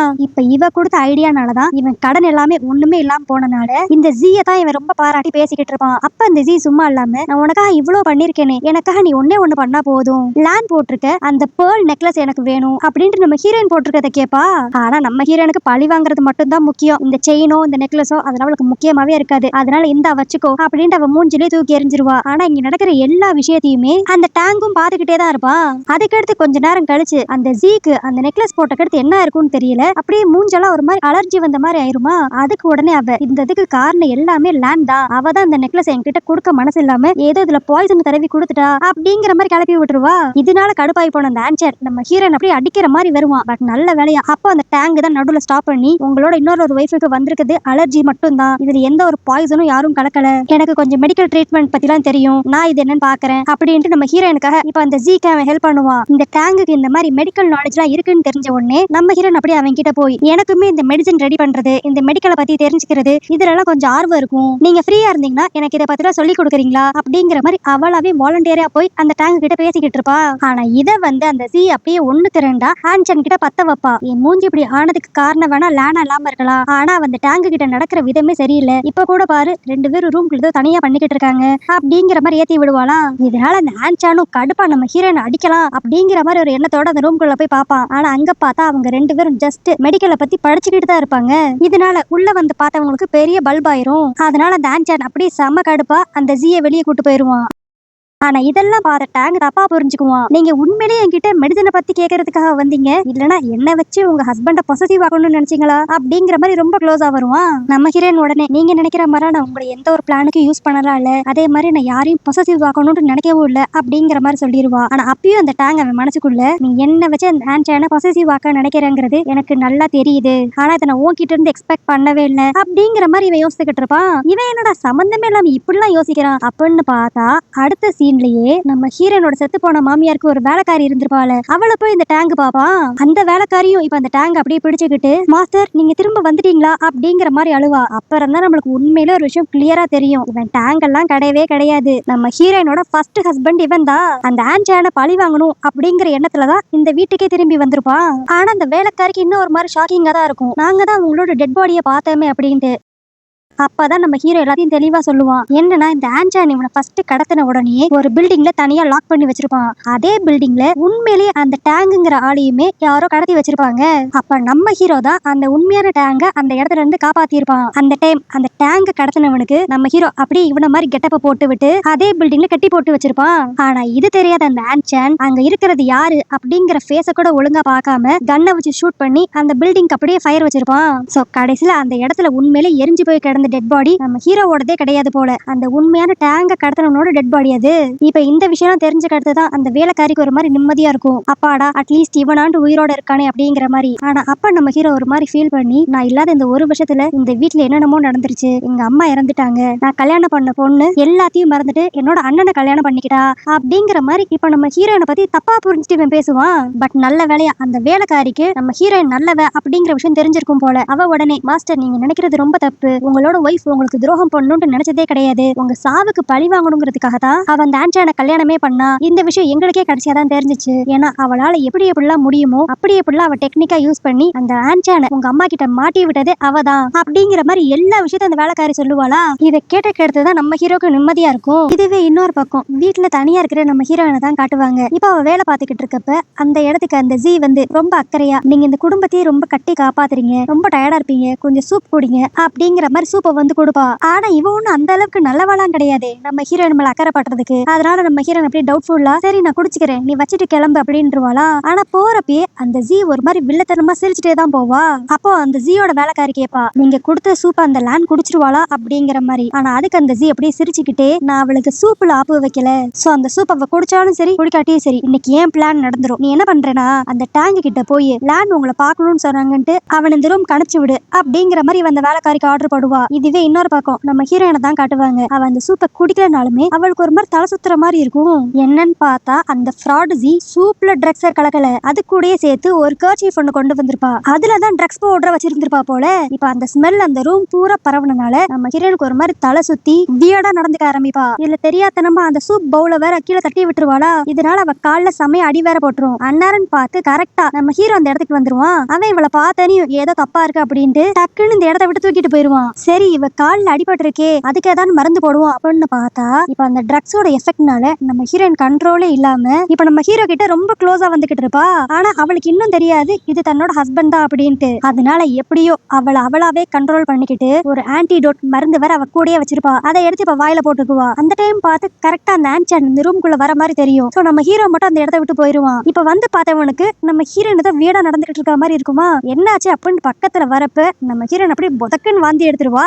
ஏன்னா இவ கடைசியா சாப்பிட்ட அந்த மாத்திரனால இவளுக்குள்ள இருந்த ட்ரக்ஸ் எல்லாமே இப்ப அப்படியே வெளியே வந்துருச்சு. ஆனா இங்க நடக்கிற எதுவுமே இந்த ஜீக்கு தெரியாது. அவ அப்படியே சந்தோஷமா நம்ம ஹீரோயின் மாட்டிக்கிட்டா அப்படிங்கிற மாதிரி ஹாப்பியா வருவா. ஆனா வந்து பார்த்தவளுக்கு ஒரு மாதிரி ஷாக் ஆயிரும். என்னடா இது இங்க வேற ஏதோ நடக்கும்னு நினைச்சா இவ என்ன வாந்தி எடுத்துக்கிட்டு இருக்கா அப்படிங்கிற மாதிரி. ஆனா இப்ப அந்த ஆன்சான் பிடிச்ச அந்த ஜீயை நல்லா திட்டி விட்டுருவான். நீ கடைசியா கொடுத்த சூப்னாலதான் இவ இப்படி வாந்தி எடுத்துக்கிட்டு இருக்கா, அதுல நீ ஏதோ கலந்துருக்க, இத பத்தி நான் விசாரிக்கிற வரைக்கும் நீ ஸ்டோரேஜ் ரூம்ல போய் கடை அப்படின்ட்டு அவளை அந்த ரூம்ல லாக் பண்ணி வச்சிருவான். அதுக்கடுத்து அப்படியே அடுத்த நாள் காலையில நம்ம ஹீரோயின் போய் ஹீரோ கிட்ட தன்னை காப்பாத்துனதுக்கு தேங்க்ஸும் பிளஸ் நான் ஏதாண்டு வரம்பு மீறி நடந்திருந்தா சாரி அப்படிங்கிற மாதிரி கேட்டுக்கிட்டு இருப்பாளா. ஆனா அப்ப நம்ம ஹீரோ அப்படியே, நான் அன்னைக்கே உன்கிட்ட சொன்னேன் உனக்கு என்ன ஆனாலும் நான் உன்னை பாதுகாப்பேன்ட்டு, நடுவுல கொஞ்ச நாளைக்கு என்னால உன்னை பாதுகாக்க முடியாம போயிருச்சு, இப்ப கூட நான் யாருன்னு உனக்கு சரியா தெரியலையா அப்படிங்கிற மாதிரி கேட்பான்.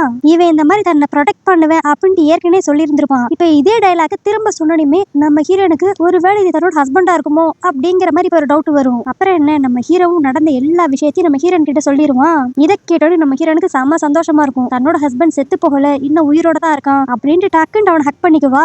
சோ இதுலயே லேண்ட் தன்னை எவ்வளவு லவ் பண்றா அப்படிங்கிற விஷயத்த நம்ம ஹீரோ புரிஞ்சுக்குவான். இதுவே இன்னொரு பக்கம் அந்த ஸ்டோரேஜ் ரூம்ல அடைஞ்சு கிடக்குற அந்த ஜீயை தான் காட்டுவாங்க. இப்ப அந்த இடத்துக்கு அந்த குவான் போய், எனக்கும் இதே மாதிரி தான் நீ ஆப்படிச்ச, இப்ப அந்த ஆப்பு உனக்கே ரிவீட் ஆயிருச்சா, ஆன்சானோட குழந்தைய நீ வயித்துல சுமக்காமையே எப்படி எப்படிலாம் நீ சீனை போட்ட அப்படிங்கிற மாதிரி இந்த குவான் சொல்லிக்கிட்டு இருப்பாளா. கரெக்டா இப்ப அந்த இடத்துக்கு ஆன்சான் வந்துருவான். அவன் உடனே கொஞ்ச நேரத்துக்கு முன்னாடி நீங்க ரெண்டு என்ன பேசிக்கிட்டு இருந்தீங்க அப்படிங்கிற மாதிரி கேட்பான். சோ உடனே அந்த குவான் எல்லா விஷயத்தையும் சொல்லிடுவா. இந்த மாதிரி இதுக்கு முன்னாடி ஜீயோட வயித்துல இருந்த குழந்தை உன்னோடதே கிடையாது, அவ வேற யாரு கூட அஃபேர்ல இருந்தனாலதான் அந்த குழந்தையே உண்டாச்சு அப்படிங்கிற மாதிரி இவ சொல்லிடுவா. ஆனா அந்த ஆன்சானோ, இங்க பாரு எந்த ஒரு எவிடன்ஸும் இல்லாம நீ வாட்டுக்கு ஏதாவது சொல்லிக்கிட்டு இருக்காத அப்படின்ட்டு அந்த குவானை தான் திட்டுவான். அதனால இப்ப செம கடுப்பான அந்த குவான் எப்படியாண்டு இந்த ஜீயை மாட்டி விடணும்ட்டு அன்னைக்கு நைட்டே அவளோட ரூம்குள்ள ஒரு பையன் அனுப்பிச்சு விட்டுருவா. இந்த மாதிரி ஒரு வேலையை பார்த்துட்டு அதுக்கடுத்து ஆன்சானி அந்த இடத்துக்கு வர சொல்லி ஜீ இந்த மாதிரி தப்பு பண்ணிக்கிட்டு இருக்கா அப்படிங்கிற மாதிரி அவன் மேல பொய் பழியா போட்டுருவா. இத பார்த்து இந்த ஆன்சானும் ஜீ தான் தப்பு பண்றா அப்படிங்கிற மாதிரி அவன் நினைச்சுக்குவான். இப்ப இதனால கடுப்பாய் போன அந்த ஆன்சான் இவங்க ரெண்டு பேத்தையுமே அந்த ஸ்டோரேஜ் ரூம்ல அடைச்சு வச்சிருவானா. ஆனா அந்த ஜீக்கு நல்லாவே தெரியும் இப்படிப்பட்ட ஒரு விஷயம் நடந்துக்கிடுத்து அந்த ஆன்சான் இவ்வளவு சும்மாவே விட மாட்டா அப்படின்ட்டு. அதனால எப்படியாண்டு இந்த இடத்தை விட்டு எஸ்கேப் ஆகணும்னு அவ பாப்பா. ஆனா அந்த கூட இருக்கிற பையன் வந்து தடுத்துக்கிட்டு இருப்பானா. இதனால கடுப்பாய் போன அந்த ஜீ அவன் ஒரு தள்ளி விட்டு அங்க இருந்து போலான்னு பாப்பா. ஆனா இவ தள்ளுல அங்க இருந்த ஒரு ஷார்ப்பான பொருளை போய் அவன் தலையிடிச்சு அதே இடத்துல அந்த பையன் செத்து போயிருவான். இப்படியான ஒன்னையும் இனிமேல் இனிமேல் இந்த வீட்டுல கொஞ்ச நேரம் கூட இருக்க கூடாது, நம்ம ஒழிச்சு வச்சிருக்க நகநாட்டெல்லாம் எடுத்துட்டு இங்க இருந்து ஓடிடலாம் அப்படின்ட்டு அந்த ஜி பிளான் போடுவா. ஆனா அப்ப அந்த இடத்துக்கு கரெக்டா அந்த ஆன்சான் வந்து, நீ என்னையே ஏமாத்தி இன்னொரு ஆள் கூட அஃபேர்ல இருந்தியா, உன்னை இதே இடத்துல நான் போட்டு தள்ளுறேன் பாரு அப்படின்ட்டு அந்த ஜியோட கழுத்தை பிடிச்சு நெரிக்க ஆரம்பிச்சிருவான். போச்சு, இப்ப இந்த ஜியும் சாக போறாளா அப்படின்னு நினைக்கிறப்ப நல்ல வேலையா அந்த இடத்துக்கு கரெக்டா நம்ம ஹீரோ வந்து ஆன்சானோட பின் மண்டையிலேயே ஒரு அடி. அவ்வளவுதான், அதே இடத்துல அப்படியே ஆன்சான் மயக்கம் போட்டு விழுந்துருவான். இப்ப அடுத்த நாள் காலையில அந்த ஆன்சான் எந்திரிச்சு பார்த்தா அவன் அந்த ஸ்டோரேஜ் ரூம்ல இருப்பான். அதுவும் அவன் பக்கத்துல அந்த செத்து போன பையனோட டெட் பாடி வேற இருக்கும். இதை பார்த்து அவன் பயந்துகிட்டு இருக்கப்ப கரெக்டா அந்த வீட்டுல இருக்க எல்லாரும் அந்த இடத்துக்கு வந்துருவாங்க. வந்து பார்த்தவங்க ஃபர்ஸ்ட் ஆன்சான் தான் இவனை கொன்னுட்டான் அப்படிங்கிற மாதிரி நினைப்பாங்க. ஆனா அந்த ஆன்சான் விவரமா, இவனை நான் கொல்லல, அந்த ஜி தான் கொன்னு என்னையும் அடிச்சு மட்டையாக்கிட்டா, இப்படிப்பட்ட ஒரு கொலை நம்ம வீட்டுல நடந்திருக்குன்னு தெரிஞ்சுன்னா போலீஸ் தேவையில்லாம நம்ம எல்லாருக்கும் குடைச்சல் கொடுப்பாங்க, அதனால இப்போதைக்கு இந்த விஷயம் வெளியே தெரியாத அளவுக்கு இந்த வீட்டுல இருக்கிற எல்லாரும் பாத்துக்கணும் அப்படிங்கிற மாதிரி அங்க இருக்கிற எல்லாரையும் அவன் மிரட்டி கேட்டிருப்பான். ஆனா இப்ப அந்த ஜி மட்டும் எங்க போனானே தெரியாது. சோ இத பத்தி தெரிஞ்சுக்கணுங்கிறதுக்காக அந்த ஆன்சான் திரும்பவும் போய் அந்த மாஃபியா ஜின்னு கிட்ட ஹெல்ப் கேட்பான். இந்த மாதிரி என்னோட ஒய்ஃப் என்னோட பண நகை எல்லாத்தையும் எடுத்துட்டு வீட்டை விட்டு ஓடிட்டா, அவளை மட்டும் நீங்க எப்படியான்னு கண்டுபிடிச்சு கொடுங்க அப்படின்பா. ஆனா அதுக்கு அந்த ஜின்னுமே சரி ஹெல்ப்னு சொல்லி வந்துட்டு நம்மளுக்குள்ள இந்த பழைய கசப்பான விஷயங்கள்லாம் மறந்துட்டு இப்ப நம்ம ஃப்ரெஷ்ஷா ஸ்டார்ட் பண்ணுவோம், அதுக்கு முதல்ல இந்த ட்ரிங்க்ஸ் எல்லாம் குடி அப்படின்ட்டு அவனுக்கு சரக்கு சரக்கா ஊத்தி கொடுத்துட்டே இருப்பானா. ஆன்சானும் வேற வழியே இல்லாம அதை ஃபுல்லா குடிச்சிருவான். ஆனா இப்படி ஃபுல் பப்ல இருக்கிறவன் கொஞ்ச நேரம் கழிச்சு பார்த்தா சம்பந்தமே இல்லாம அந்த ஜின்னோட தங்கச்சி ரூம்ல இருந்து எந்திரிப்பான். பக்கத்துல தங்கச்சி வேற படுத்திருப்பா. இது தெரிஞ்சுட்டு அந்த ஜின்னு செமையா கடுப்பாகி, நான் உன்னை பொழைச்சுப்போன்னு சொல்லி விடலாம்னு நினைச்சா நீ என் தங்கச்சிக்கிட்டே தப்பா நடந்துக்க ட்ரை பண்ணிருக்கியா அப்படின்ட்டு ஆன்சானை போட்டு அடிச்சு சித்திரவதை பண்ண ஆரம்பிச்சிருவாங்க. அந்த ஆன்சானும் கதருவான், எனக்கு எதுவுமே சரியா ஞாபகமே இல்ல, நான் கடைசியா அவங்க கூட சேர்ந்து குடிச்சது மட்டும் தான் ஞாபகம் இருக்கு, அதுக்கடுத்து நான் எப்படி உங்க தங்கச்சியோட ரூமுக்கு போனேன்னு எனக்கு தெரியாது அப்படிங்கிற மாதிரிலாம் எக்ஸ்பிளைன் பண்ண ட்ரை பண்ணுவான். ஆனா அது எதையுமே அந்த ஜின்னு காது கொடுத்து கூட கேட்கவே மாட்டான். அவன் ஆன்சானை அடிச்சு அடிச்சு திரும்பி மயக்கம் போடவே வச்சிருவான். அப்ப கரெக்டா அந்த இடத்துக்கு நம்ம ஹீரோ வருவான். என்னன்னா இது எல்லாமே நம்ம ஹீரோவும் அந்த ஜின்னும் சேர்ந்து போட்ட பிளான் போல. இந்த மாதிரி ஆன்சான் ஜின்னோட தங்கச்சி கிட்ட தப்பா நடந்துகிட்டு அந்த இடத்துல லாக் ஆயிருக்கான் அப்படிங்கிற விஷயம் நம்ம ஹீரோனுக்கும் குவானுக்கும் தெரிய வந்துரும். சோ திரும்பி இந்த ஆன்சான் இந்த வீட்டுக்கு வரணும்னா நீங்க நான் கேட்கற காசை கொடுத்தா மட்டும்தான் அவனை விடுவோம் அப்படிங்கிற மாதிரி அந்த ஜின் சொல்லியிருப்பான். சோ இதை ஒரு சாக்கா வச்சுக்கிட்டு நம்ம ஹீரோயின் ஏற்கனவே இவளோட அப்பாவோட கடை எல்லாத்தையுமே வரதட்சணை அப்படிங்கிற பேர்ல இந்த ஆன்சான் வாங்கி வச்சிருந்திருப்பான். இதான் கரெக்டான டைம்ன்ட்டு இப்ப அந்த கடையை கம்மி பிரைஸுக்கு இவளுக்கு தெரிஞ்ச ஒரு ஆள்கிட்டே வித்து அவங்க அப்பாவோட கடையை திரும்பி மீட்டுக்குவா. சோ இப்ப ஆன்சானை காப்பாத்துறதுக்கு பணம் ரெடியான மாதிரி ஆச்சு, இவளோட அப்பாவோட கடை அவங்க அப்பா கிட்டே போன மாதிரி ஆச்சு. அதுக்கடுத்து இப்ப ரெடி பண்ண பணத்தை எல்லாத்தையுமே நம்ம ஹீரோ ஹீரோயின் ரெண்டு பேருமே சேர்ந்து போய் அந்த ஜின் கிட்ட கொடுத்துட்டு என்ன இருந்தாலும் ஆன்சான் பண்ண தப்பு தான், அவனை மன்னிச்சு விட்டுருங்க அப்படிங்கிற மாதிரி இவங்களே கெஞ்சி கேட்கிற மாதிரி கேட்பாங்க. ஆக்சுவலி இந்த பிளான போட்டதே இவங்க தான், ஆனா இப்ப இப்படி நடிப்பாங்க. சரி அதான் பணத்தை எல்லாம் கொடுத்தாச்சு, இங்க இருந்து போலாம் அப்படின்ட்டு அந்த ஆன்சான் நினைக்கிறப்ப அந்த ஜின் அப்படியே அவனை ஸ்டாப் பண்ணி, இங்க பாரு என் தங்கச்சி வாழ்க்கையை கெடுத்தது நீதான், அதனால அவளையும் நீயே கல்யாணம் பண்ணிக்கோ அப்படிங்கிற மாதிரி இப்ப அந்த பொண்ணையும் பிடிச்சு ஆன்சானை கல்யாணம் பண்ணி வச்சிருவாங்க. அதாவது ஒருத்தவனுக்கு ஒரு ஒய்ஃப் இருக்கலாம், ஆனா இங்க இந்த வில்லனுக்கு மொத்தத்துக்கு 4 ஒய்ஃப். அதுக்கடுத்து அப்படியே அன்னைக்கு நைட்டு நம்ம ஹீரோ ஒரு ஃபைல் எடுத்துட்டு வந்து அப்படியே ஆன்சான் கிட்ட காமிச்சு, நான் இந்த ஊர்ல கோல்டு மைனிங் பிசினஸ் ஸ்டார்ட் பண்ண போறேன், நம்ம ஏற்கனவே பேசின மாதிரி உங்களை பார்ட்னரா போடலாங்கிற ஐடியால தான் இருக்கேன், பட் ஆனா அதுக்கு நீங்க பார்ட்னரா சேரணும்னா நிறைய செலவாகும், அதுக்கெல்லாம் உங்ககிட்ட காசு இருக்கா அப்படிங்கிற மாதிரி கேட்பான். இந்த ஆன்சானும் எப்படியா இவன் கூட பிசினஸ் பார்ட்னர் ஆயிரணுங்கிறதுக்காகவே ஒரு 10 நாள் மட்டும் வெயிட் பண்ணுங்க, எப்படியான்ட்டு நீங்க கேட்கிற பணத்தை எல்லாம் நான் ரெடி பண்ணி கொடுத்துறேன், அதுக்கடுத்து நம்ம 2 பேரும் சேர்ந்து இந்த பிசினஸ் ஆரம்பிச்சிடலாம் அப்படிங்கிற மாதிரி நம்ம ஹீரோ கிட்ட சொல்லிக்கிட்டு இருப்பான். பட் இந்த ஆன்சானால எவ்வளவு ட்ரை பண்ணாலும் அந்த அளவுக்கு பெரிய அமௌண்ட் ரெடி பண்ண முடியாதா, இதனால செமையா டென்ஷன் ஆகிட்டு இருப்பான். அப்ப அந்த இடத்துக்கு வந்து ஜின்னோட தங்கச்சி, நீயே நான் இருக்கிறப்ப இவ்வளவு டென்ஷன் ஆகுற, உனக்கு எவ்வளவு காசு வேணும்னு மட்டும் என்கிட்ட சொல்லு, எங்க அண்ணன் கிட்ட கேட்டு வாங்கி தர அப்படின்பா. ஆனா ஸ்டார்டிங்ல கூட ஆன்சான் ஒத்துக்க மாட்டான். இல்ல ஏற்கனவே உங்க அண்ணனுக்கும் எனக்கும் நிறைய பண பிரச்சனை போய்கிட்டு இருக்கு, திரும்பி அவன் கிட்டே போய் மாட்டிக்க நான் ரெடியா இல்ல அப்படிங்கிற மாதிரி இந்த ஆன்சான் கொஞ்சம் உஷாரா இருப்பான். ஆனா இந்த ஆன்சானுக்கு யார்கிட்ட கேட்டாலும் கடைசி வரைக்கும் பணம் கிடைச்சிருக்காது. அதனால வேற வழியே இல்லாம திரும்பி அந்த ஜின்னோட தங்கச்சி கிட்டே போய், சரி நீ சொன்ன மாதிரியே உங்க அண்ணன் கிட்டே கடன் வாங்கிக்கலாம் அப்படிங்கிற மாதிரி அவன் ஒத்துக்குவான். ஆனா அதுக்கு அந்த பொண்ணு, எங்க அண்ணன் சும்மாலாம் தூக்கி காசு கொடுத்துட மாட்டான், நீ செக்யூரிட்டியா ஏதாண்டு ஒரு பத்திரத்தை வச்சே ஆகணும், நீ வேணா உன்னோட ஒய்ஃப் குவான் பேர்ல இருக்கிற சொத்தை எல்லாத்தையுமே உன் பேருக்கு ஃபோர்ஜரி பண்ணி மாத்தி அதை ஒரு டாக்குமெண்டா எங்க அண்ணன் கிட்ட சப்மிட் பண்ணி நிறைய காசு வாங்கிக்கோ அப்படிங்கிற மாதிரி இவளே ஒரு ஐடியா கொடுப்பா. இதை கேட்கறதுக்கு அந்த ஆன்சானுக்கு செம ஐடியா மாதிரி தெரியும். ஏன்னா அவன் எந்த சொத்தையும் விற்க வேண்டிய அவசியம் அவனுக்கு இருக்காது, அவனுக்கு வேணுங்கிற பணமும் கிடைச்ச மாதிரி ஆச்சு அப்படின்ட்டு இந்த ஐடியாக்கு ஓகே சொல்லி அந்த குவானோட சொத்தை எல்லாத்தையுமே இவன் சொத்து மாதிரி ஏமாத்தி இப்ப ஜின்னு கிட்ட இருந்து நிறைய நிறைய பணத்தை வாங்கி அதை நம்ம ஹீரோ கிட்டே கொடுத்து பிசினஸ்ல சேர்ந்துருவான். ஆனா பாவம் இந்த ஆன்சானுக்கு ஒரு விஷயம் தெரியல, இது எல்லாமே நம்ம ஹீரோவோட பிளான் தான் அப்படின்ட்டு. அவன் இப்ப அப்படியே நம்ம எப்படினாலும் கூடிய சீக்கிரத்துல கோல்டு மைனிங் பண்ண போற பிசினஸ் மேன் ஆக போறோம் அப்படின்ட்டு ரொம்ப சந்தோஷப்பட்டுக்கிட்டு இருப்பான். இப்ப அந்த இடத்துக்கு குவான் செம கடுப்பா வருவா. அட பாவி, என்னோட சொத்தை உன் சொத்து நீ ஏமாத்தி நீ கடன் வாங்கியிருக்கியா, இதனால தேவையில்லாம ஏன் குடும்பத்துக்கு தான் அதான் பிரச்சனை வரும் அப்படிங்கிற மாதிரி அவ வந்து சண்டை போட்டுக்கிட்டு இருப்பாளா. ஆனா இது எதையுமே அந்த ஆன்சான் காதலே வாங்கிக்க மாட்டான். அவன் அந்த குவானுக்கு பொலார்னு ஒரு அறைய விட்டு, என்னது அது உன் சொத்தா, நீ என்ன எப்ப கல்யாணம் பண்ணியோ அப்பயே அது ஏன் சொத்தா ஆயிருச்சு, அதை நான் என்ன வேணாலும் பண்ணுவேன் அப்படின்ட்டு அவன் அந்த குவானை தள்ளி விட்டு அங்கிருந்து கிளம்பிடுவான். ஆனா இதனால கடுப்பாய் போன அந்த குவான் இந்த ஆன்சானை சும்மாவே விடக்கூடாது அப்படின்ட்டு அவன் அசந்த நேரமா பார்த்து அவனை போட்டு தள்ளிடலாம் அப்படிங்கிற மாதிரி முடிவு பண்ணுவா. இதனால ஒரு கத்தி எடுத்துட்டு அவனை குத்தலான்ட்டு வருவா. ஆனா அவன் உஷாரா லைட்டா விலகிடுவான். பட் இருந்தாலும் அவன் காலில அந்த கத்தி இறங்கிரும். அதுக்கடுத்து அந்த வீட்டுல இருக்கிற மித்த வேலைக்காரங்க தான் இந்த குவானுக்கு ஏதோ பைத்தியம் பிடிச்சிருச்சு அப்படின்ட்டு அங்க இருந்து அவளை இழுத்துட்டு போயிருவாங்க. ஆனா இப்படி அந்த ஆன்சானுக்கு அடிபட்ட கடுத்து இதுக்கு ட்ரீட்மெண்ட் எடுக்கலாம் அப்படின்ட்டு அவன் நினைக்கிறப்பதான் அவனுக்கு இன்னொரு விஷயம் தெரிய வரும். அவனால இனிமேல் வாழ்க்கையில குழந்தையே பெத்துக்க முடியாது அப்படின்ட்டு. ஏன்னா அந்த குவான் தான் ஏற்கனவே இவனுக்கு அடிக்கடி பர்த் கண்ட்ரோல் பில்ஸ் கொடுத்து விட்டுருப்பாள். அதனால இவனுக்கு மொத்தமா அந்த குழந்தை பெத்துக்கிற தன்மையே போயிரும் போல. இது தெரிஞ்சோன்னு பையன் செமையா காண்டாவான். அப்படியே அந்த வீட்டுல இருக்கிற பொருள் எல்லாம் போட்டு உடைச்சிட்டு இதுக்கெல்லாம் காரணம் அந்த குவான் தானே அப்படிங்கிற மாதிரி கரெக்டா கண்டுபிடிச்சிருவான். அதனால அப்படியே செம கடுப்பா அவளை போய் அடிச்சு கொடுமைப்படுத்தி அதே இடத்துல கொன்றுவான்.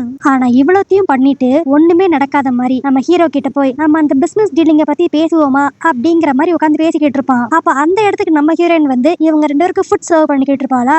நம்ம ஹீரோ என்ன நினைச்சிருப்பான்னு தெரியல, டக்குன்னு நம்ம ஹீரோனோட கையை பிடிச்சு ஒரு கிளாஸ் ஆஃப் சரக்க அப்படியே அவன் வாயில ஊத்திக்குவான். இத பார்த்த ஆன்சான் கோவப்படுவான்னு சொல்லி பார்த்தா அவன் இப்ப அப்படியே மனசுக்குள்ள, ஓ இவருக்கு நம்ம ஒய்ஃப ரொம்ப பிடிச்சிருக்கோ, சரி இதே வச்சு நம்ம பிசினஸ் டீல லாக் பண்ணிடலாம் அப்படின்ட்டு இப்ப நம்ம ஹீரோவையும் ஹீரோயினையும் ஒரே ரூம்ல போட்டு லாக் பண்ணிடுவான். என்னடா இது இவ்வளவு கேவலமானவனா இருக்கிய நீ அப்படிங்கிற மாதிரி தான் இருக்கும். ஆனா இவன் கேவலமானவனா இருந்தா அதுக்கு நம்ம ஹீரோ ஹீரோயின் அப்படி இருப்பாங்களா, அவங்க அப்படியே இவன் இதுக்கு தானே ஆசைப்பட்டான் அப்படிங்கிற மாதிரி சும்மா உள்ள இருந்து சவுண்ட் மட்டும் கொடுப்பாங்க. நம்ம ஹீரோயின் அப்படியே, ஐயோ டேங்க் இப்பெல்லாம் நடந்துக்காதீங்க, இதெல்லாம் தப்பு அப்படிங்கிற மாதிரி அவ சொல்ல, அதுக்கு நம்ம ஹீரோவும், இல்ல எனக்கு ஒண்ணு ரொம்ப பிடிச்சிருக்கு, நீ என்னோட லவ்வராவே இருந்துற அப்படின்ட்டு அவனும் சும்மா வாய்க்கு வந்ததுல அடிச்சு விட்டு அந்த ஆன்சான் கேட்கணுங்கிறதுக்காக இதெல்லாம் பேசிக்கிட்டு இருப்பாங்க. ஆனா இதெல்லாம் கேட்டுக்கிட்டு இருந்த அந்த ஆன்சான் அப்படியே வெக்கமே இல்லாம சிரிச்சுக்கிட்டு, அப்பாடா நம்ம பிசினஸ் டீல் எப்போனாலும் லாக் ஆயிரும் அப்படிங்கிற மாதிரி சந்தோஷப்பட்டுக்கிட்டு இருப்பான். அதுக்கடுத்து அப்படியே இங்க சீன் கட் பண்ணி அடுத்த நாள் காலையில தான் காட்டுவாங்க. நம்ம ஹீரோயின் நடந்து போய்கிட்டு இருக்கப்ப திடீர்னு அவளை யாரோ கடத்திட்டு போயிருவாங்க. யாருன்னு பார்த்தா இந்த ஆன்சான் தான். இவன் ஸ்டார்டிங்ல ஒரு இடத்துல வச்சு நம்ம ஹீரோயின் கிட்ட மிஸ்பிஹேவ் பண்ணி இருந்திருப்பான்ல, அந்த இடத்துக்கு இப்ப கூட்டி போய் கட்டி போட்டு வச்சிருப்பான். என்ன எதுக்கிட்ட இங்க கட்டி போட்டு வச்சிருக்க அப்படின்னு கேட்டா அதுக்கு அந்த ஆன்சான் அப்படியே, நான் கூட இத்தனை நாள் வரைக்கும் நீ எவ்வளவு இருக்கிற லவ்ல தான் கூட இருக்கிறேன்னு சொல்லி நினைச்சேன், ஆனா இப்பதான் எனக்கு ஒரு விஷயமே தெரிய வந்துச்சு, நான் தான் உன்கிட்ட தப்பா நடந்திருக்கேன் அப்படிங்கிற விஷயம் உனக்கு ஏற்கனவே தெரிஞ்சிருக்கு. சோ அதை தெரிஞ்சு நீ என் கூட இருந்திருக்கேனா என்ன பழி வாங்குறது தானே நீ என் கூட இருந்திருக்க அப்படிங்கிற மாதிரி கரெக்டா சொல்லுவான். இவனுக்கு எப்படி இதெல்லாம் தெரிஞ்சிருக்கும்னா, நம்ம ஹீரோயினை ட்ரக் பண்றதுக்காக அவன் ஒருத்தவன ஹெல்ப் கூப்பிட்டுருப்பான்ல, அவன் கூட ஏற்கனவே ஒரு தடவை நம்ம ஹீரோனோட வீட்டுக்கு வந்திருப்பான். அவனை எதிர்த்து அந்த ஆன்சான் பார்த்தப்பதான் இந்த மாதிரி ஹீரோனுக்கு எல்லா உண்மையும் தெரியும் அப்படிங்கறத அவன் சொல்லி இருந்திருப்பான். சோ தன்னை பழி வாங்குறதுக்காக தான் இந்த லேண்ட் கூட இருக்கா அப்படின்னு தெரிஞ்சுக்கிட்ட அந்த ஆன்சான் திரும்பி ஒரு மாதிரி டென்ஷன் ஆகி அகைன் நம்ம ஹீரோயின் கிட்ட தப்பா நடந்துக்க ட்ரை பண்ணுவான். பட் நல்ல வேலையா அந்த இடத்துக்கு நம்ம ஹீரோ வந்து இப்ப தடுத்துருவான். ஆனா அப்பயும் அந்த ஆன்சர் நடங்காம அவ என்னோட ஒய்ஃப், அவளை நான் என்ன வேணாலும் பண்ணுவேன் அப்படின்ட்டு கத்திக்கிட்டு இருப்பானா. அதுக்கு உடனே நம்ம ஹீரோ, அப்பனா ஒழுங்கு மரியாதையா இப்பயே நீ அவளை டிவோர்ஸ் பண்ணு. ஓ அவளை நான் டிவோர்ஸ் பண்ணணுமா, உங்களுக்கு தான் அவளை ரொம்ப பிடிக்கும்ல, அப்பனா ஒரு டீல் போட்டுக்குவோம், ஏன் ஒய்ஃபா நான் உங்ககிட்ட கொடுத்துறேன், நீங்க அந்த கோல்டு மைன் பிசினஸ் மொத்தமா என் கிட்ட கொடுத்துடணும் அப்படின்பா.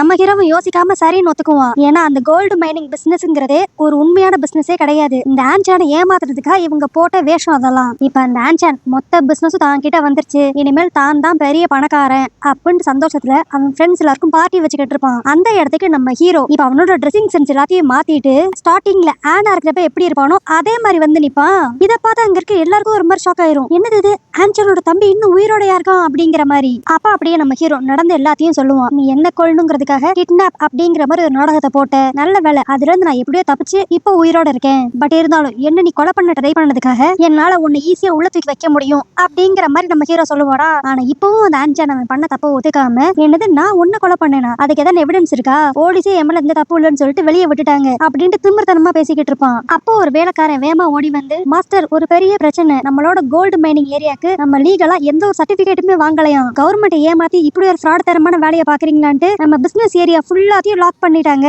இதனால நம்மளுக்கு எக்கச்சக்க கோடி லாஸ் அப்படிங்கிற மாதிரி ஒருத்தர் வந்து சொல்லிக்கிட்டு இருப்பான். இதை கேட்ட உடனே அந்த ஆன்சானுக்கு அப்படியே இடி விழுந்த மாதிரி இருக்கும். இப்ப அடுத்த அப்பா அந்த ஜின் அந்த இடத்துக்கு வருவான். ஏண்டா, நான் நீ கொடுத்த பத்திரத்தை நம்பி உனக்கு பணம் கொடுத்தா அந்த இடமே உன்னோடது இல்ல போலயே. நீ பத்திரத்துல ஃபோர்ஜரி பண்ணி என்கிட்ட பணம் வாங்கியிருக்க. இதுக்காகவே உன் கை கால்லாம் தனித்தனியா பிச்சு எடுத்துடலாம் போலயே அப்படிங்கிற மாதிரி அந்த ஜின்னு வந்து நிப்பான். இது பார்த்தாதன்ட்டு இப்ப அந்த ஜி ஒரு போலீஸோட இந்த வீட்டுக்குள்ள வந்து நானும் ஆன்சானும் சேர்ந்துதான் இங்க நிக்கிற ஆனை கொலை பண்றதுக்கு ட்ரை பண்ணோம் அப்படிங்கிற மாதிரி அவ எல்லா உண்மையும் சொல்லிடுவா. இவையே இப்படி திடீர்னு ஆன்சானுக்கு அகேன்ஸ்டா மாறி இருப்பானா? இவன் தான் ஏற்கனவே அவளை கொல்றதுக்கு ட்ரை பண்ணிருப்பானே. அந்நேரம் நம்ம ஹீரோ தானே காப்பாத்திருப்பான். அதனாலதான் இப்ப இவ ஆன்சானுக்கு அகேன்ஸ்டா மாறிட்டா.